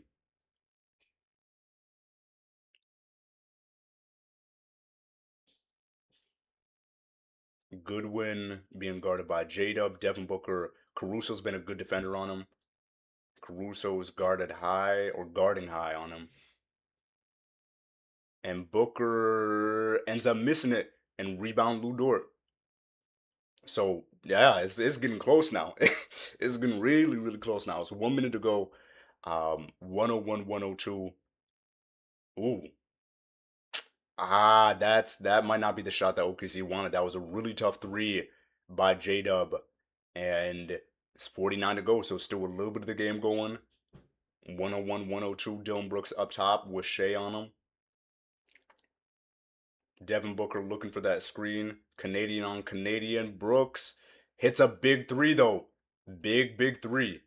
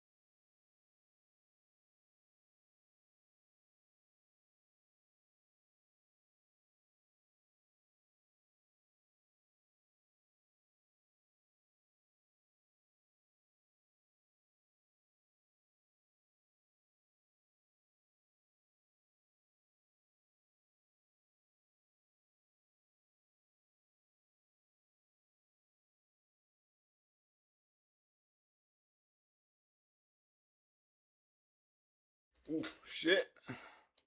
Shit. It's 36 seconds to go.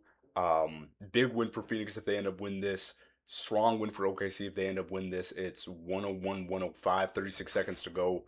So a bucket here, a quick bucket would give you two opportunities, but you'd have to be really, really quick about it. Really quick.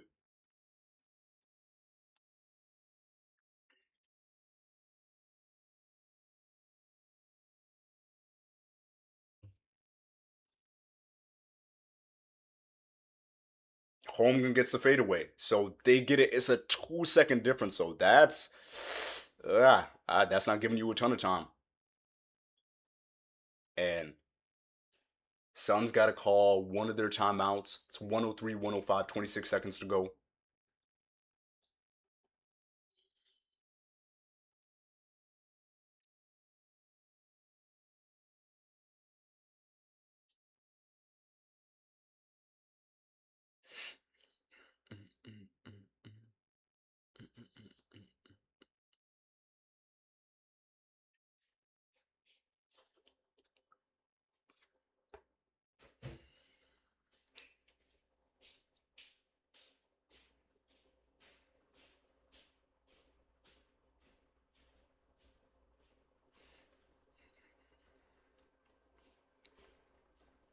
So it's a 2 point lead. I think for Phoenix, I'm trying to think maybe just find Goodwin. Like honestly, if it goes to Goodwin or Dylan Brooks in this game, I'd be really confident because Goodwin he's had an amazing game, and then Dylan Brooks just shot creation. I feel like overall has been best. Has been the best for maybe even everybody today. He might have it's either between him or J Dub. I think who's had the best shot creation. And the most important thing is just going to be can you well, I guess it's just different for both teams. For Phoenix, can you get some time off the clock and get a bucket? Because again, that make it a 4 point game or a 5 point game for Phoenix. And then for OKC, can they force a turnover or just force a bad shot quickly so they get another possession? Because I think OKC has one timeout, and now Phoenix should have one timeout too. Yeah, they both have one timeout right here.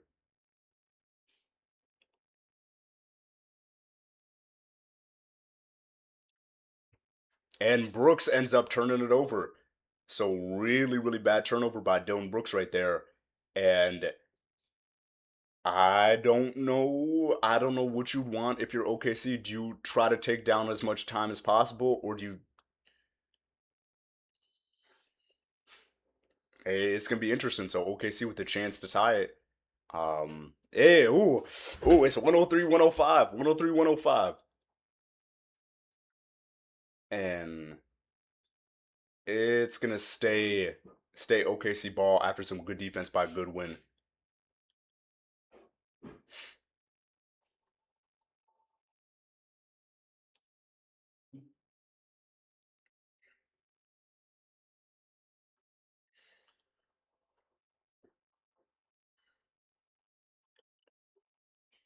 So 14.8, you got a little bit of time to make something happen. It's 103, 105.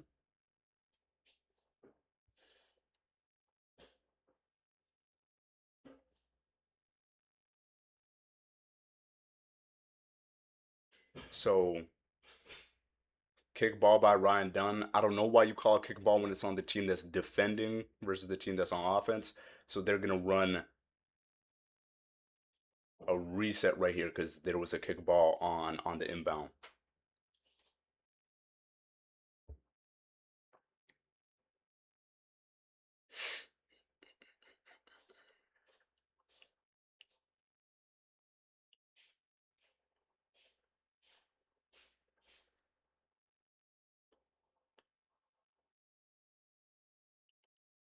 So they're just trying to figure out the shot clock situation. Again, I don't understand why they have shot clock issues when it's more advanced than ever. It's like you'd assume that the shot clock gets better over time, not worse. But regardless, 14.8 to go. Is OKC gonna tie it? Is OKC gonna win? Is OKC gonna lose? What's gonna happen? And long inbound to J Dub. You can get it in the other side though. And J Dub gets the bucket. J Dub gets the bucket to tie. It's 105, 105. But you got to play 8 seconds of hard defense. You got to play 8 seconds of hard defense. And for Phoenix, they're setting themselves up to win too. So it's either going to be OT or um it's gonna be Phoenix with a really tough win. And I don't know what type of play they're gonna call. I'm telling you, Goodwin for the corner. If you get Goodwin in the corner, that's the thing you gotta go for. That's the thing you gotta go for. But really good step back by J Dub. I understand usually that'd be Shay's role. Shay not having as good of an offensive night as usual, whatever that may be. But really good shot by J Dub. But yeah, you left time on the clock, so it's a little tough. It's a little tough, but you could end up seeing what's gonna happen in the end of this right here. And yeah, what defensive action is Dagenall gonna say? We just don't want it in dot's hands. We don't want it in Dylan Brooks' hands. We don't want it in Goodwin or in Devin. Like there are a couple people on uh on Phoenix where you're like, ooh, I don't know if I want it in your hands. I don't know. I don't know.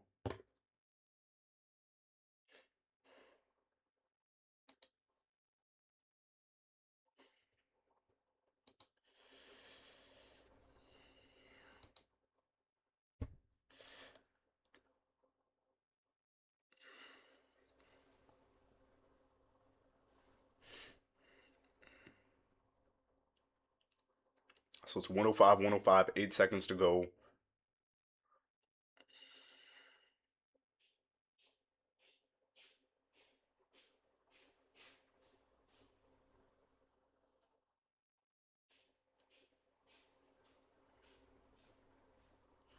Devin Booker. Hey, don't spoil me. Don't spoil me. Don't spoil me. I'm a second behind. I'm a second behind. D Book up top with Caruso. And D Book for three. And he hits the three. Hits the clutch three with 0.7. 0.7. Don't spoil it. Don't spoil it. But I mean, that was still a really good shot by Devin Booker. He had a really good game. So it's 108, 105. Unless you can make something work with this point 0.7, it looks like Phoenix is going to come out with the win. I think there's one timeout for OKC. So we'll see what happens in these last couple of seconds. But don't, hey, Devin Booker, good shot. Good shot. Good shot. But yeah, great shot making. It was one of those three guys though. It was either Devin Booker, it was either Goodwin, or it was Dylan Brooks. Dylan Brooks. So 105, 108. Now is this where if I'm Phoenix, do I foul? Do I just foul so they're forced to be on the free throw line to get two? So yeah, I'm wondering what action is Mark Daigneault gonna run to try to get himself a good 3 point look.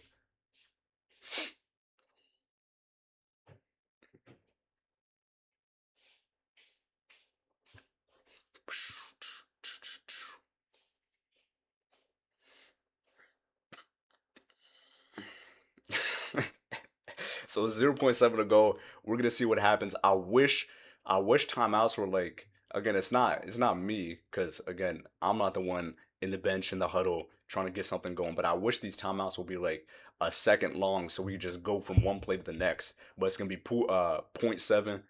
They need a three. OKC needs a three. Big shot by Debo. I don't think Caruso was expecting him to take it that far out though. Um, ooh, we're gonna see. We're gonna see. Oh, and AJ Mitchell, he had a good look. He had a good look. Hey, great win for great win for Phoenix. Great clutch shot um by Devin Booker. If I'm really trying to pay attention to it, Shea, he 100% had an off night. You know, maybe in the first half he wasn't getting the same type of offense he was getting going. Third quarter he did a better job, but yeah, he just didn't look as comfortable on the offensive end that he usually does. So a little bit of an off game for him. I like what J Dub was doing. I felt like J Dub created a lot offensively, and even though they end up losing it, it's good to see that he can be relied upon in the clutch for those type of shots. Chet, I'm still a little confused why Chet wasn't in the game later, but I think Chet overall had a really good game. AJ Mitchell, mixed bag, mixed bag. There were a couple of really bad missed threes. That three look was open. That three look was open. He ended up missing it really bad right there, so that was tough for him. Um, who else? Who else? Caruso, solid defense. I know getting the game winner hit on you is like, ugh, it's not a good feeling. But Caruso, I think, still played good defense overall. Lou Dort, he was stuck kind of in foul trouble for most of it, so his defensive presence wasn't as big. Kaysen, Kaysen, I like that 3 point shot he made coming out of the timeout. Tough loss. Um, and yeah, I think overall Kaysen did pretty well. Now on the Phoenix side, MVP, I mean, Devin Booker hit the shot. Nope, like you gotta give Devin Booker the shot. I'm gonna give him his flowers in just a second. But MVP has got to go to Jordan Goodwin. Jordan Goodwin hit like eight threes or something. Like he ended up missing, I think, the first two or three. I think he ended up getting, what Gillespie's role usually Gillespie Gillespie his role. He ended up getting his role instead of Gillespie. So Goodwin got his role. Goodwin, amazing game. 8 3 pointers. He had like back to back 3 pointers in the fourth quarter that were super important. So great game by him. I think he ended up with like 27, 28 points. So even though Dylan Brooks was a little bit cold early on and Booker was a little bit cold early on, he made up for it. Dylan Brooks, I'm gonna say this time and time again. His shot creation has gotten so much better as a player. So shout out to him making a lot of tough shots, a lot of contested shots too. And yeah, he's really improved. And then Oso and Dunn were a little more quiet this game, but it was more of like a scoring like trio of Goodwin, Brooks, and what's his name?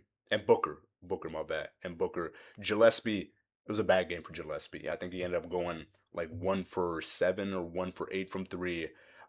Pretty similar to pretty similar for Royce O'Neal too. He wasn't really hitting his threes, and it was a tale of two halves where defensively it was very defensive minded in the first half for both teams. And then Phoenix, the biggest thing that I think helped Phoenix get this really big win was their ability to, you know, get over that 3 point slump. Because I'd mentioned earlier that, 3 pointers can take you out of the game, but their ability to stay within the game, shooting as bad at the 3 point line as they did, and then being able to translate that good 3 point shooting from Goodwin, from Booker, from Dylan Brooks, just getting a lot of really, really good threes. And this is another reason why I keep on telling you, you should not sleep on the Phoenix Suns. My hot take for this team is if they end up being the 6th seed in the West, they will win that first round matchup.